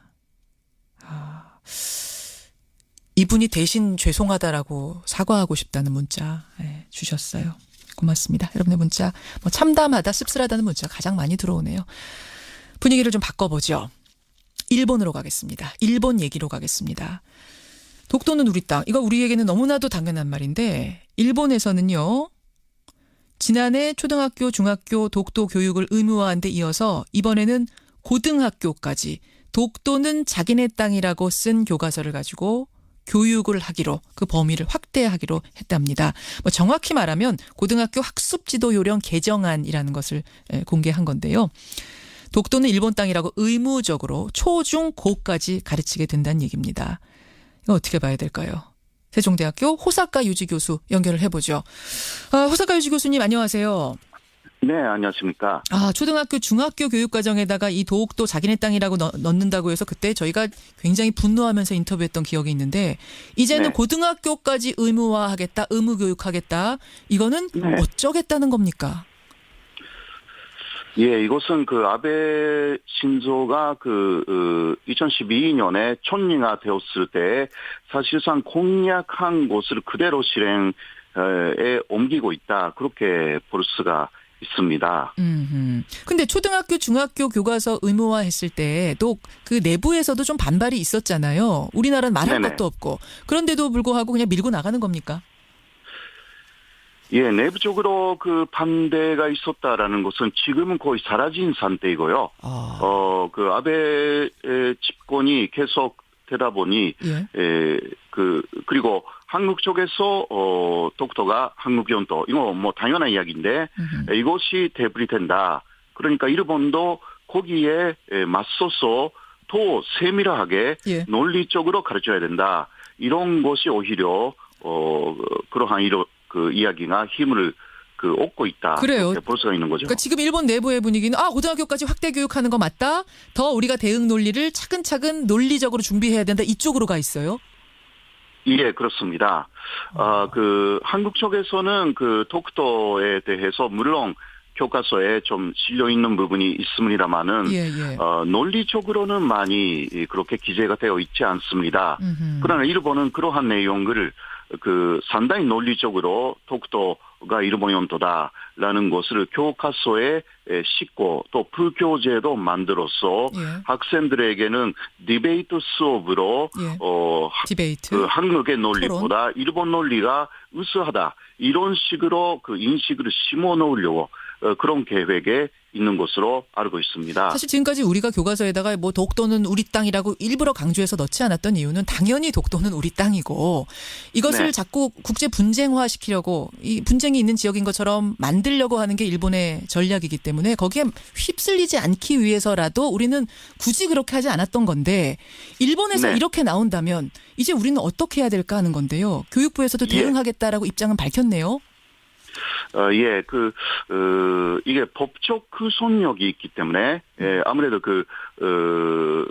일본의 교재는 검증 작업에서 그렇게 교재를 선택하지만, 그러나 학습 지도 요령이라는 것은, 일본 정부가 결정하는 것이기 때문에, 그러한 학습 지도 요령에 독도는 일본 영토다라고 나온다라는 것은 일본 정부의 주장, 그러니까 그 주장을 그대로 놔두면 오히려 국제법적으로 독도는 일본 영토라는 것을 한국 쪽에서 인정하는 셈이 되기 때문에 상당히 이 대응에 대해서는 신중하고도 그러나 정확하게 그렇지 않고 그것은 일본의 왜곡이다. 잘못된 주장이다. 독도는 한국 영토이고 한국의 고유 영토다라는 것을 정확하게 어느 정도는 반박해야 되는 그러한 입장이 된 것이죠. 지금은 이제 팔짱 끼고 당연히 우리 건데 하고 모른 척할 상황은 아니다. 그 도는 넘어섰다고 보시는 거군요. 예, 그런 것입니다. 그러니까 현재까지는 그런 식으로 대응하는 것도 논쟁에 휘말리고 분쟁으로 가는 길이다. 이러한 인식이 있었지만 지금은 그것을 놔둬버리면 오히려 분쟁 지역이라는 것을 한국 스스로가 인정하게 되는 그러한 상황이 되었기 때문에 적절한 대응이 필요한 시점에 왔다. 그렇게 할 수밖에 없습니다. 아베 정권이 계속 왜 이렇게 극우로 치닫는가 저는 이 부분이 궁금한 건데 지금 일본 내부에서는 아베 지지율이 상당히 떨어졌다면서 이 사학 스캔들이 계속 연이어 터지면서.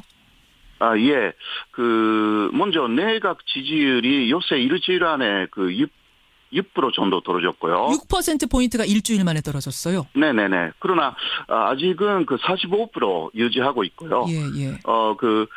다음에 총리로 누가 적합하느냐라는 여론조사를 했더니, 역시 아베 신조가 30%, 그 다음에 28.5% 정도로 이시바라는 사람이 올라와 있지만 그것은 일반 대중에게 대한 여론조사였고요.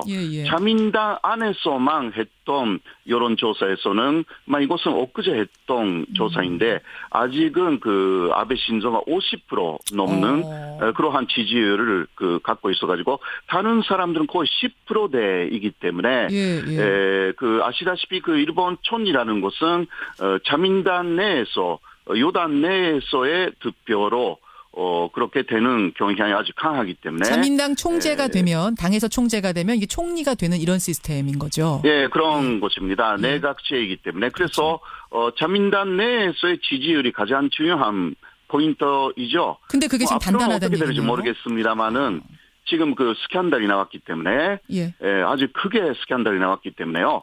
앞으로 어떻게 될지는 모르지만 그러나 현재 시점에서는 아직 아베 신조가 상당히 강하다. 그렇게 보여집니다.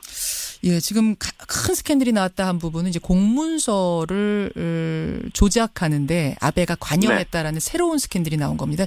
자신에게 계속 불리했던 그 사학 스캔들 있지 않습니까? 거기에 관련돼서 자신에게 불리한 부분들을 삭제하도록 조작을 지시했다. 이거를 그 내부인이 폭로를 한 거죠. 내부 고발을 한 거죠. 이러면서 지금 요거는 좀 타격이 있을 거라고 보세요.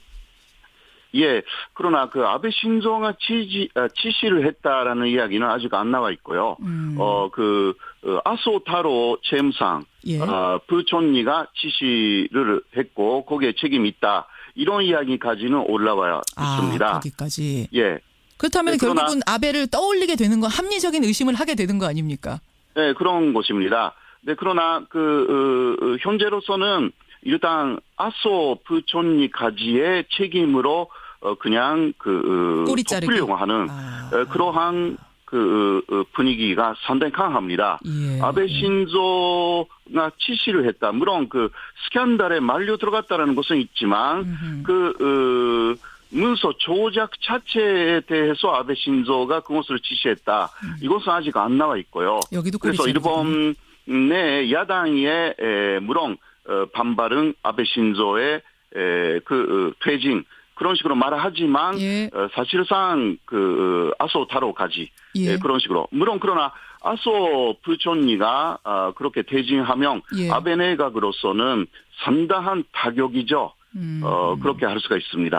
아니 근데 이 아베 총리가 막 사학 스캔들에도 휘말리고 여러 가지 일들이 많은데도 불구하고 국민들이 이렇게 지지하는 이유는 결국 경제 때문입니까? 예, 이유는 역시 아베노믹스로 경제를 살렸다라는 부분이 상당히 강합니다. 그렇죠. 지금 일본 내에서는 일자리가 굉장히 넘치거든요. 한국하고 대단히 대조가 되는 부분이고 또 한국 사람들도 일본 쪽으로 취업하는 그러한 현상을 좀 보이고 있습니다.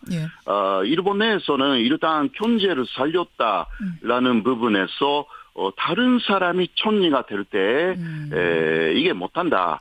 지금 아베 이외에 대안이 없다라는 것이 상당히 강한 현재 일본 내에 아직은 앞으로는 모르겠습니다. 그러나 그러한 분위기가 있기 때문에 독도 문제라든가 그런 부분 이상으로 경제적인 부분이 상당히 아베를 지지하는 요인이 되어 있다. 그렇게 할 수가 있습니다.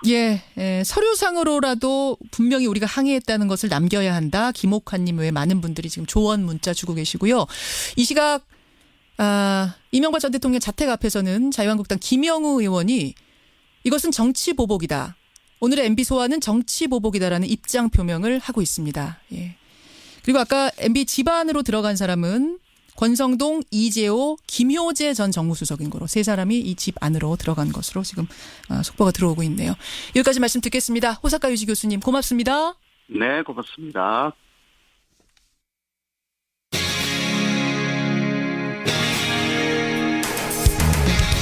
여러분께서는 지금 CBS 라디오 김현정의 뉴스쇼를 함께하고 계십니다. 여러분 홈쇼핑 자주 이용하시나요?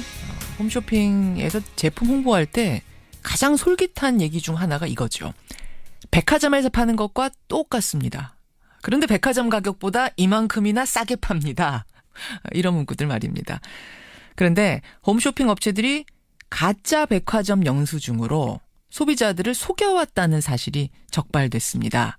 피해 금액도 상당하다는데요. 이 사건을 조사한 분 방송통신심의위원회 방송 광고 팀장 성호선 팀장에게 직접 들어보죠. 팀장님 안녕하세요. 네, 안녕하세요. 가짜 백화점 영수증으로 소비자들을 속였다. 이게 무슨 말입니까? 네, 홈쇼핑 방송들이 전기밥솥을 판매하면서 실제 구매 영수증이 아닌 그 제조업체가 백화점에서 임의로 발행한 영수증을 방송에서 보여주면서 백화점에서 59만 8천 원짜리가 37만 8천 원, 백화점가 대비 22만 원 아껴가시는 거다. 백화점에서 판매가 매우 잘 된다고 방송했는데 이 방송을 본 시청자들은 마치 백화점의 인기 제품을 상당히 저렴하게 살 수 있다고 시청자를 기만한 내용입니다. 그러니까 영수증으로 이렇게 여러분 이거 보세요. 제가 영수증 갖고 왔어요. 이렇게 싸게 살 수 있어요라고 한 그 영수증이 가짜로 만든 거였다? 해당 매장의 매니저가 임의로 발행을 하고 본인 카드로 홈쇼핑사는 이제 그 영수증을 그대로 방송에 노출한 것입니다. 그러니까 앞자리가 5자, 6자 많이 보셨을 텐데 오늘은 3자입니다. 뭐 이런 식으로 저 광고하는 거 많이 봤거든요. 이런 영수증이 가짜였다 이런 얘기. 야, 근데 우리가 이름만 들으면 알만한 홈쇼핑 3개 업체가 지금 다 여기에 연루된 것으로. 그럼 이게 뭐 특급 비밀 속임수도 아니고 공공연한 비밀이었다는 얘기네요. 저희가 홈쇼핑사랑 그 해당 제조업체를 불러서 여러 번 의견을 나눴는데 업체 관행이었다. 그래서 좀 억울한 측면도 있다고 이렇게 주장하고 있습니다. 오히려 걸린 우리가 억울하다는 식으로. 참 놀랍습니다. 아니 근데 방송심의위원회가 경찰도 아니고 소비자단체도 아닌데 어떻게 이 사건을 조사하게 되셨어요? 사실은 이번 건은 서울에 거주하신 한 소비자가 이 방송을 믿고 구입을 했는데 우연한 기회에 판매 가격이 실제 백화점 가격보다 저렴하지 않다는 사실을 알게 되셨고 그 후에 화가 나셔서 전국의 백화점 가격을 조사하셨습니다. 전국에 있는 백화점들의 그 제품 가격을 다 조사를 하셨어요? 개인이? 네, 전화로 직접 다 조사를 하셨다고 하더라고요. 와, 그랬더니요? 그랬더니 실질적으로는 이제 홈쇼핑에서 제시한 가격보다 싼 백화점도 있었고 오히려 방송에서 얘기한 것처럼 59만 8천 원에 판매되는 곳은 단 한 곳도 없으셔서 우리 위원회에 이 방송 내용이 허위라고 민원을 제기해 주셨습니다. 대단한 소비자입니다. 대단한. 이 밥솥 같은 경우에는 한 소비자의 노력으로 우연찮게 밝혀진 거라 하더라도 우리가 모르고 지금 속아 넘어가는 것들도 이런 게 관행이라면은 꽤 있을 것 같은데요. 네, 심의가 진행 중인 사항이 하나 더 있는데 김치냉장고 판매 방송입니다. 김치냉장고요? 네, 이 김치냉장고를 판매하면서 김치냉장고 시리즈 중 가장 낮은 가격대의 제품이 출고가가 339만 원인데 방송에서는 뭐 가격대가 500만 원 또는 백화점에서 파는 똑같은 그 김치냉장고 최고급 모델을 320만 원에 판매한다고 방송해서 마치 백화점에서 판매하는 동일 시리즈의 고가 모델 599만 원짜리와 동일한 제품인 것처럼 시청자를 기만했습니다. 이것도 가짜는 가짜인데 수법이 조금 다르네요. 보통 가전제품 같은 경우는 한 시리즈에 여러 가지 모델이 있는데 그 상세 모델명을 밝히지 않고 시리즈 모델명만 뭐 M9500 이렇게 밝히면서 굉장히 어렵게 가격을 맞춰서 왔다. 네, 이렇게 얘기하니까 시청자들은 또 외관으로는 비슷하죠. 기능 몇 개 다른 거니까. 또 이것도 궁금해요. 홈쇼핑에서 건강기능식품 자주 팔잖아요. 근데 다이어트 효과가 있습니다. 뭐 이러이러한 기능이 있습니다라고 설명들을 많이 하는데 그게 정말 다 맞는 건가? 이것도 다 믿고 사도 되는 건가 궁금할 때가 많아요. 일단은 뭐 직접적으로 체중이 감소한다든지 다이어트 효과가 있다 이런 표현을 사용하시면 안 되고요. 안 돼요? 아예 안 돼요? 네. 다이어트 식품뿐만 아니라 뭐 관절에 관련 건강기능식품 판매하시면서 뭐 활동장에 걷지도 못하고 했던 분이 막 걸어 다닌다. 뛰지도 못했던 분이 막 뛰어다닌다. 이런 식의 과장된 표현을 너무 많이 사용하셔가지고 우리 위원회로부터 중징계를 받은 사례가 꽤 많이 있습니다. 이번에도 6개 홈쇼핑 회사들에게 법정 제재가 내려졌다면서요? 일단 이제 이번에 판매한 제품은 50만 원 상당의 고가 임의용 기기나 일반 식품을 판매하면서 유산소 운동을 병행해야만 이 제품들이 효과가 있는데 이런 사실은 전혀 밝히지 않고 마치 이 기기를 하루 30분만 착용하면 손 하나 까딱 안 하고 숨만 쉬어도 복부지방이 감소한다. 잘 때 그냥 태워주시면 된다. 노벨상감이에요. 노벨상감. 숨만 쉬어도 살이 빠집니다. 네. 그래서 소비자가 실제로 사용을 했는데 효과가 없다고 저희 위원회에 또 민원을 제기해 주셨습니다. 그래서 저희가 방송 내용을 검토해보니 여러 가지 제한 사항이 있는데도 장점만 부각시켜서 저희가 중한 제재를 내리게 됐습니다. 이렇게 적발이 되면 어떤 제재, 어떤 처벌을 받게 되나요? 그 홈쇼핑 사업자들한테 주의부터 과징금까지 여러 가지 제재가 있는데요. 이러한 제재를 받게 되면 TV 홈쇼핑 사업자가 승인 사업자이기 때문에 향후 재승인 과정에 영향을 받게 됩니다. 지금 들으시는 분들이 그게 뭐가 그렇게 중요한 건가 하실지 모르겠지만 방송국 입장에서는 승인이 되고 안 되고 문제가 굉장히 중요해요. 몇 년마다 한 번씩 계속 심사를 받아야 되는 건데 그때 감점 요인이 되는 거군요. 그렇죠. 일단 이 감점이 누적하게 되면 심각한 경우는 승인이 취소될 수도 있기 때문에 방송국 문을 닫을 수도 있는 문제니까. 네, 그런 경우는 이제까지 없었지만 절대로 간과할 수 있는 사안은 아닙니다. 어쨌든 앞으로 이런 과장 광고가 좀 없어져야 될 텐데 어떤 대안들이 필요할까요? 일단 저희 위원회에서도 엄격한 심의를 진행할 예정입니다. 심의도 심의고요.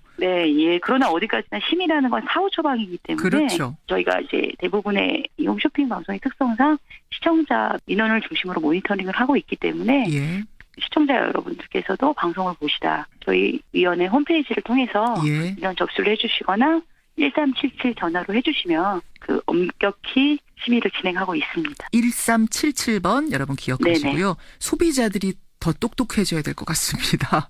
네, 요즘 소비자들 매우 똑똑하십니다. 수법들 들으니까요. 더 똑똑해져야 될 것 같아요. 여기까지 오늘 말씀 듣죠. 고맙습니다. 네, 감사합니다. 방송통신심의위원회 방송광고팀장이세요. 성호선 팀장이었습니다.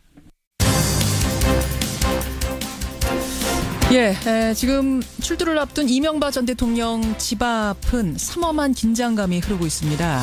이재호, 권성동, 안경률, 최병국 전 의원이 집 안으로 들어갔고요. 김대식 여의도연구원장, 김효재 전 정무수석도 집 안으로 들어갔다고 합니다. 김영우 한국당 의원은 자택에 들어가기 전에 기자들한테 검찰이 치졸한 꿈을 이루었다라고 정치 보복을 주장하면서 들어갔다는 속보도 들어와 있네요. 국민들 심정을 좀 생각해 주십시오. 5번째로 전직 대통령을 포토라인 앞에 세우는 국민들의 참담함을 알아주길, 진실이 꼭 밝혀지길 바라면서 저는 내일 뵙겠습니다. 고맙습니다.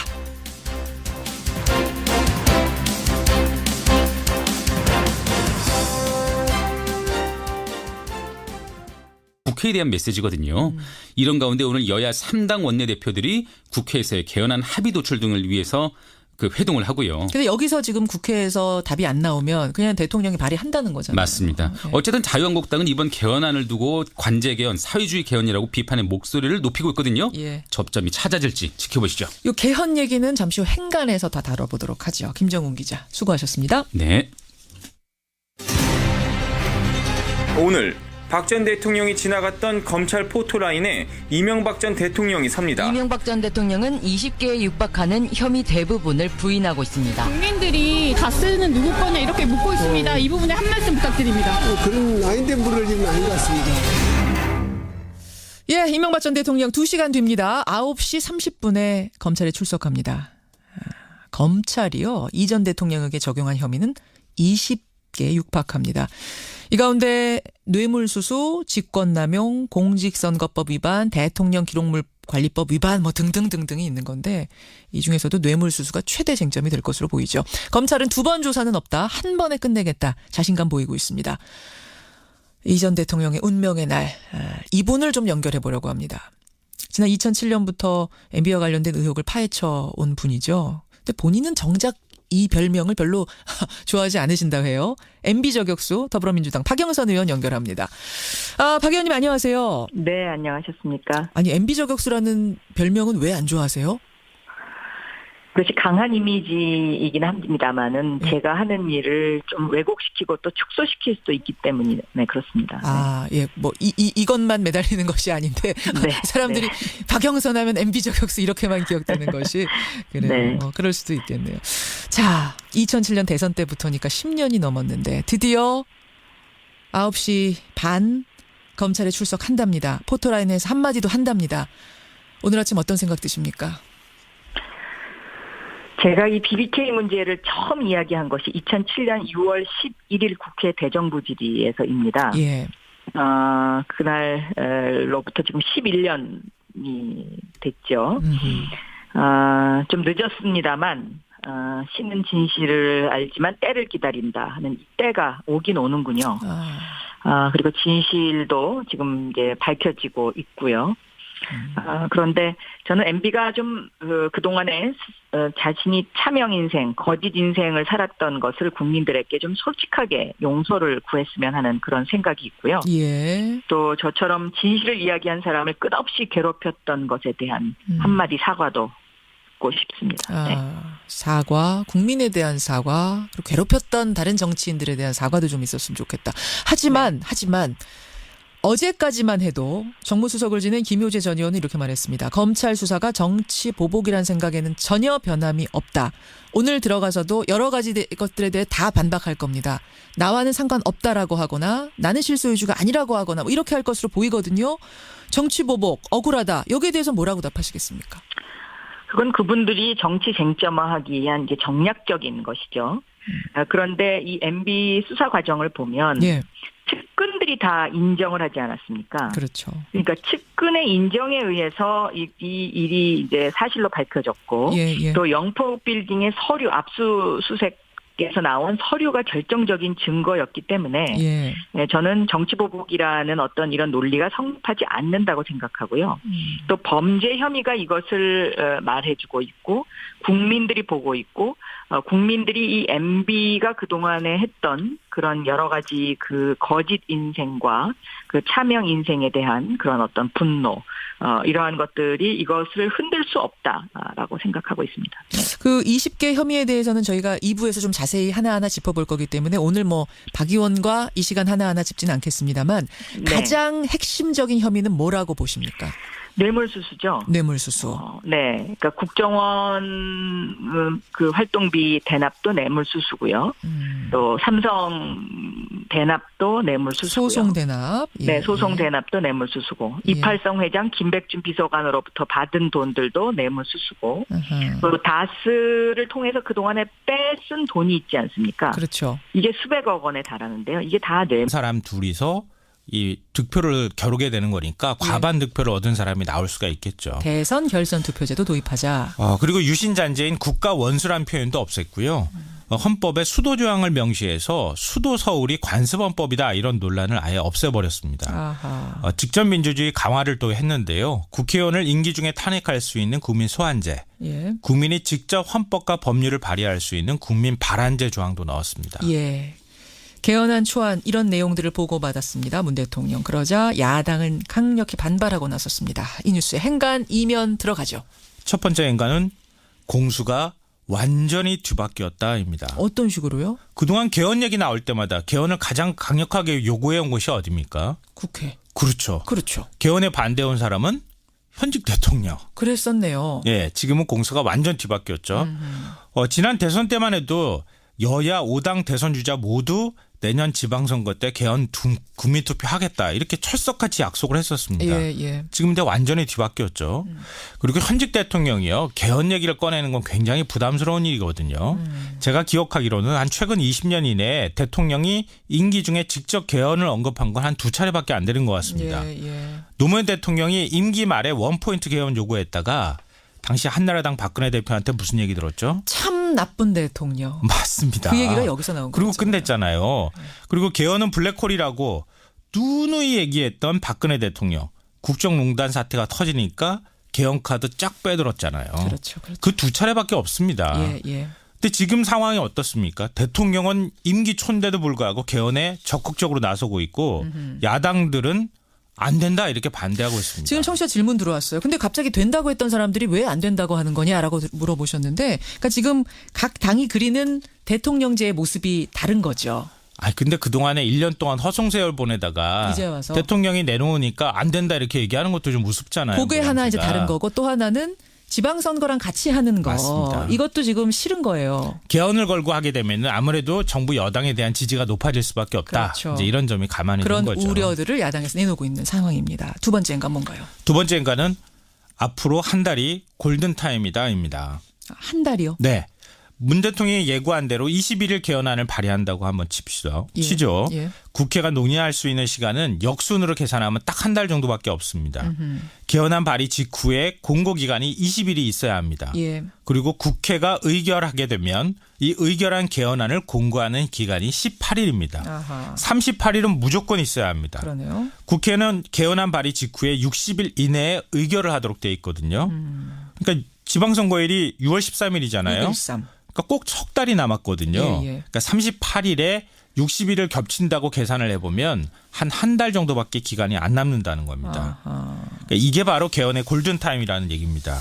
예.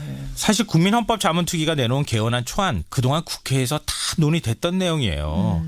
권력구조 문제만 합의가 되면요. 일사천리로 사실 논의가 진행될 수도 있습니다. 근데 사실은 그게 또 핵심이기도 해서 그게 안 풀리는 거잖아요. 그거 국회가 논의하면 되는 거죠. 대통령도 그렇게 하라고 하고 있는 거고요. 조금 더 열심히 지금까지 논의를 했었어야 되고 앞으로 또 하면 하려면 돼요. 또 시간이 그렇게 없는 건 아니다. 없는 건 또 아닙니다. 이거 의지의 문제예요. 지방선거랑 겹쳐서 여기에다 신경 쓰면서 할 시간이 없다라는 게 또 정치권 논리기도 한데. 네, 지금 지방선거 이후에 우리 개헌안 다시 논의하자고 얘기하는데요. 예. 아니 대선 공약도 이렇게 손바닥 다 뒤집고 있는 상황인데 그때 가서 논의 쉬울까요? 그리고 또 한 번 이것 때문에 투표를 한다는 게 이게 쉽지 않은 가능한 일입니다. 일이냐 혹은 뭐 이 가성비를 따졌을 때 이번에 하는 게 낫지 않느냐 이런 네, 얘기들이 맞습니다. 나오는 거죠. 마지막 행간 뭡니까? 마지막 세 번째 행간은 문재인 대통령은 잃을 게 없다입니다. 그건 무슨 말씀이세요? 만약에 이번에 개헌이 무산됐다고 쳐요. 네. 근데 문재인 대통령한테는 뭐가 남겠습니까? 약속을 지키는 대통령이라는 이미지가 남습니다. 공약했던 거. 네, 야당은 약속 그냥 뒤집는 당이라는 낙인이 찍히게 돼요. 아하. 그리고 문 대통령은 이번 지방선거에 만약에 개헌안 문제가 올라가게 될 경우에는 예. 여당은 야당한테 개헌안을 막 밀어붙일 수 있고 야당 입장에서는 굉장히 수세에 몰릴 수도 있어요. 그러면은 선거에도 결국은 나쁜 문제가 아니거든요. 대통령으로서는 지금 발의안을 던지는 게 정치공학적으로 본다 하더라도 예. 잃을 게 없는 것이다. 그러니까 김현정의 뉴스 쇼.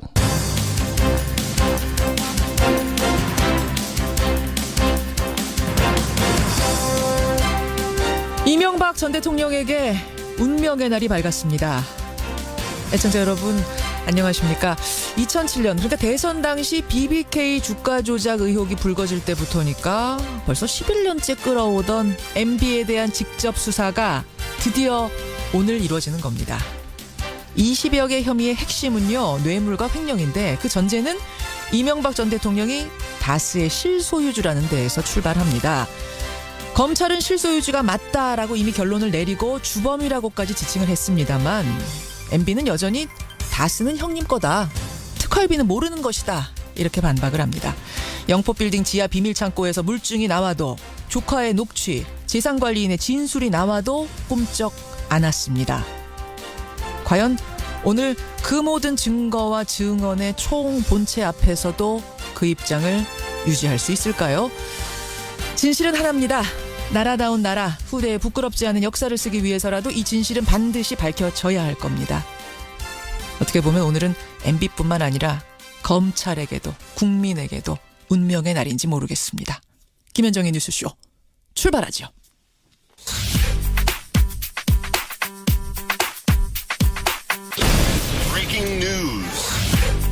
김현정의 뉴스쇼가 주목한 오늘의 포인트 김정훈 기자 나와 있습니다. 어서 오세요, 김 기자. 네.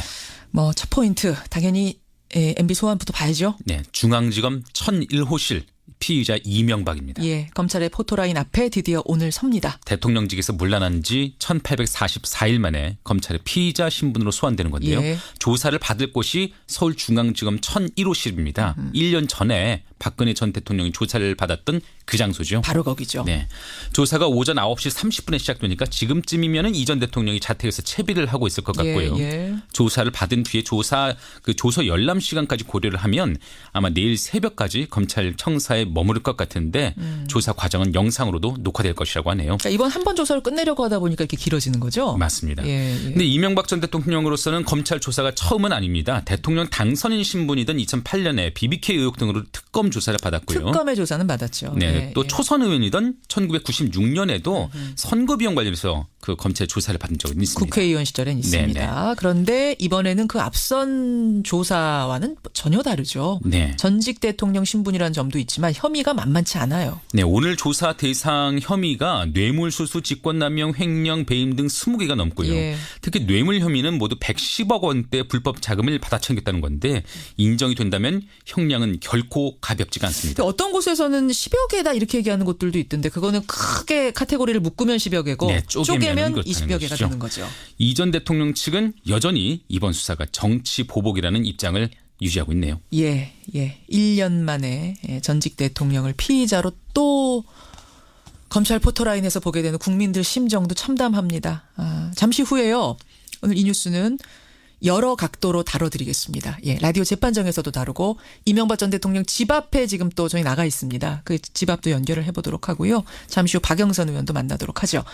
다음 포인트 가겠습니다. 네, 비둘기파 빠진 미 외교안보 라인입니다. 속보가 날아들었죠. 비둘기파로 알려진 미국의 틸러슨 국무장관이 갑자기 경질됐어요. 국무장관이요. 5월 예정된 북미 정상회담을 총괄 준비해야 하는 자리이기도 한데 느닷없이 경질됐거든요. 그래서 그 배경과 향후 파장을 두고 해석이 분분합니다. 게다가 비둘기파였다. 온건파였다는 거. 맞습니다. 틸러슨 장관이 미국 외교안보 라인에서 대표적인 비둘기파인데 그 틸러슨 장관의 자리를 대체하게 되는 인물이 강경파로 분류되는 마이크 폼페이오 CIA 국장이거든요. 신임 국무장관이 또 다른 강경파 맥메스터 국가안보보좌관 등과 짝을 맞춰서 트럼프 정부의 대외 정책을 한층 더 까다롭게 만드는 거 아니냐 이런 전망이 나오고 있네요. 그렇지만 폼페이오 국장이 서훈 원장, 우리 국정원장하고는 또 한 라인이 있다 그래요. 네네. 그거는 희망적으로 좀 지켜봐야겠습니다. 마지막 포인트 보죠. 네, 청와대발 개헌안을 떠안은 국회입니다. 어제 문재인 대통령이 정부 개헌안의 초안을 보고받았습니다. 대통령 4년 연임제, 국회의원 소환제 등의 내용을 담고 있는데 문 대통령은 이번 개헌에 대해서 간절하게 생각해달라 이렇게 밝혔습니다. 이게 개헌안 논의에 지지부진한 구멍입니다. 네. 근데 그 특활비 관련해서는 나는 보고도 결재도 받지 못했다. 그리고 다스 소송비를 삼성이 대납했다는 거 이것도 다 실소유주가 MB라는 전제 하에 성립되는 혐의인데 나는 다스의 실소유주가 아니라는 입장이거든요. 여전히. 다스의 실소유주라는 것은 이제 제가 보기에는 거의 검찰 수사를 통해서 다 밝혀진 것이고요. 그 다스의 실소유주가 아니라고 주장을 해야만 본인이 빠져나올 수가 있기 때문에 그런 거죠. 알면서도 끝까지 이렇게 할 수밖에 거짓 없다. 인생을 끝까지 거짓말을 해야 되는 상황이 된 거죠. 막다른 골목에 이르는 겁니다. 네. 검찰이 이 논리 깰 수 있을 거라고 보십니까? 저는 깰 수 있다고 봅니다. 왜냐하면 이 영포 빌딩에서 나온 서류들이 저는 결정적인 서류들이다. 지금 이렇게 보고 있거든요. 네. 그리고 아마도 검찰이 MB의 자택을 압수수색하는 것을 상당히 고민했을 것이다라고 저는 생각하고 있습니다. 그 MB의 자택에 더 입증할 만한 서류들이 많이 있을 텐데 아마도 전직 대통령이기 때문에 MB의 자택 압수수색을 안 한 거 아닌가 저는 이렇게 추측합니다. 네. 했어야 된다고 보세요? 했어야죠.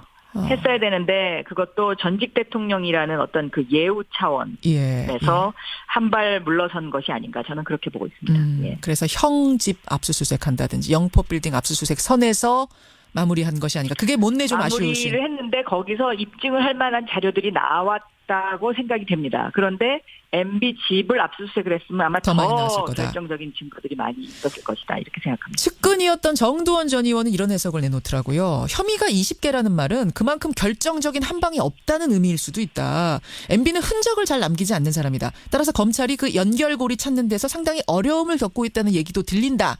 이러시던데 박 의원은 어떻게 보세요? MB가 흔적을 남기지 않는다는 점에는 동의하지만 혐의가 20개가 된다는 것이 결정적인 한 방이 아니다. 이거는 저는 논리가 성립하지 않는다고 보고 있습니다. 그래서 이미 검찰은 지난 2달 동안에 수사를 상당히 탄탄히 했습니다. 이번에는.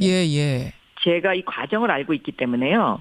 그러니까는 그 MB와 BBK와 다스의 그 과정을 알고 있기 때문에 어디가 핵심 포인트고 어디가 아킬레스건이라는 거를 제가 대충 알고 있거든요. 아시죠? 근데 이번에는 검찰이 거기를 탁탁 찍어서 수사를 하더라고요. 결정적 한 방 그러니까 있다. 있습니다. 그게 영포빌딩의 그 서류들이 압수수색에서 나오지 않았으면 측근들이 아마 이렇게 무너지지 않았을 겁니다.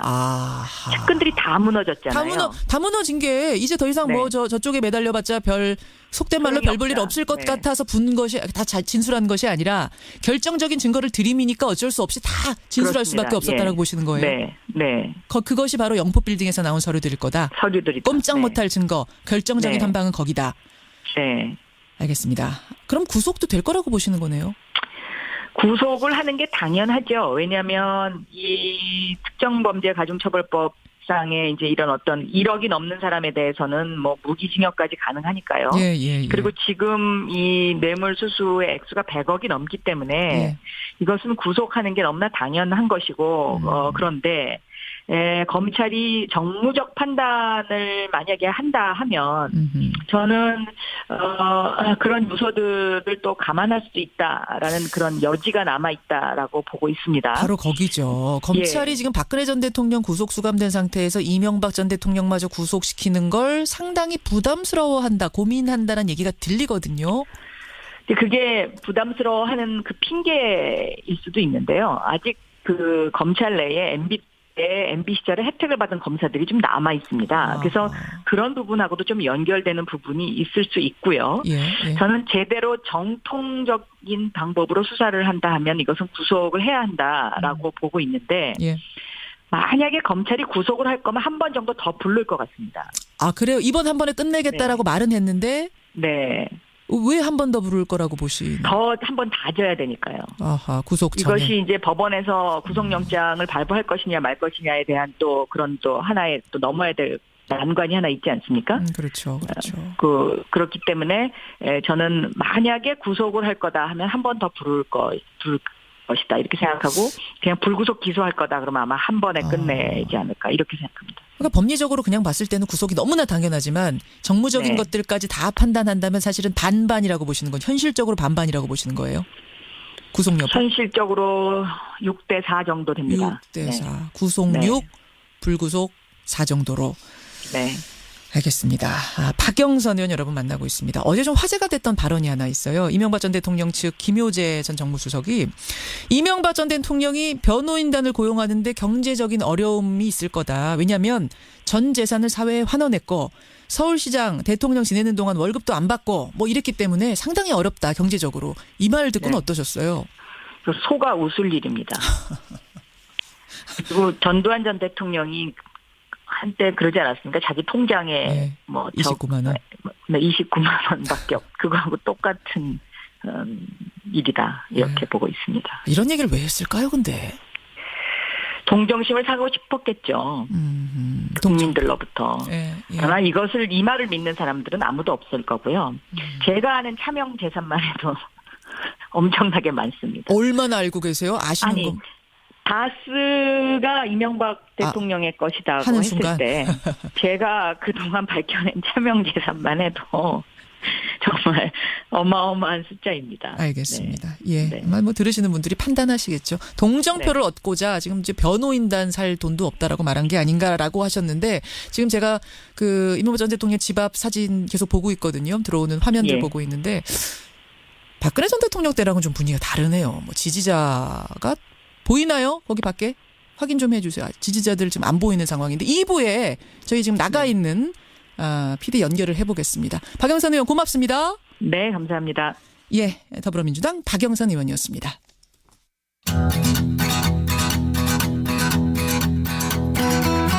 김현정의 뉴스쇼는 청취자 여러분의 참여로 이루어집니다. 트위터, 페이스북, 레인보우 게시판, 그리고 단문 50원, 장문 100원의 유료 문자 샵 1212, 우물정 1212 통해 참여하실 수 있습니다. 김현정의 뉴스쇼, 여러분과 함께 만듭니다.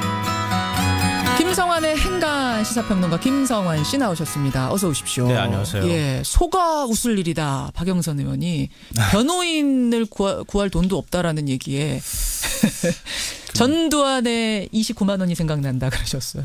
검찰 수사 내용을 다 부인하는 거죠. 뭐 검찰 수사를 통해서 이명박 전 대통령 재산이 한 1조 원 된다 이런 얘기까지 나오는데 변호사 쓸 돈이 없다고. 그러니까 돌려서 그렇게 얘기하는 거군요. 다스 내 거 아니다라는 얘기를 그렇게 하고 있는 걸 수도 있겠네요. 그렇죠. 그리고 나중에 추징에 대비하는 측면도 있는 거고요. 예. 내 앞으로 된 재산 없다. 이렇게. 그리고 여러 가지 포석을 둔 발언이었다. 네, 동정표도 살려고 하는 거고. 네. 알겠습니다. 9시 반에 포토라인에서 대국민 메시지 낸답니다. 무슨 말을 할까요? 무슨 말을 해야 된다고 보십니까? 여러분 의견 받으면서 행간 들어가죠. 문재인 대통령이 드디어 개헌의 시동을 걸었습니다. 예. 어제 국민헌법자문특위가 만든 개헌 초안을 보고받고 국회가 개헌안을 만들지 않을 경우에 다음 주 수요일인 21일 개헌안을 직접 발의하겠다고 밝혔습니다. 매주 수요일에 중요한 일들이 터지네요. 오늘도 그러게요. 수요일인데 네. 다음 주 수요일에 발의하겠다. 이 야사당은 관제개헌이다. 시대착오적 개헌안이다. 일제히 지금 반발하고 있는 상황인데요. 예. 개헌의 시동건 문재인 대통령. 강하게 반발하고 있는 야당. 이 뉴스 행간을 좀 살펴볼까 합니다. 정부가 만든 개헌 초안을 한번 들여다보죠. 굵직굵직한 내용들이 많이 담겨 있네요. 예, 맞습니다. 가장 핵심적인 내용은 권력구조겠죠. 현행 대통령제의 틀은 건드리지 않았고요. 예. 그 대신에 임기를 5년에서 4년으로 바꾸고 최대 1회에 한해서 연임이 가능한 4년 연임제를 선택했습니다. 연임제와 중임제가 다른 건 연임은 한 번 하고 반드시 그다음에 이어서 하는 것만 가능해요. 네. 쉬었다가 다시 도전하는 건 안 되는 거죠. 네, 그렇죠. 중임제는 그게 가능한 거고. 그러니까 중임제는 푸틴 대통령 같이 예. 그렇게 하는 게 가능하다고 생각하시면 될 것 같고요. 예. 연임제는 현직 대통령은 딱 한 번만 더 대선에 나갈 수 있다고 생각하시면 될 것 같습니다. 바로 이어서만 가능한 거. 네. 그리고 대선 결선 투표제도 도입을 했는데요. 이 국민의 30-40%밖에 지지를 얻지 못한 대통령이 당선이 되는 일이 많았잖아요. 그렇죠. 그러니까 투표율 생각하고 득표율까지 감안을 하면 그렇게 된다는 건데요. 예. 이 대표성과 정통성의 문제가 많이 그동안 제기돼 왔었습니다. 근데 결선 투표제가 되면 결국엔 마지막에 남은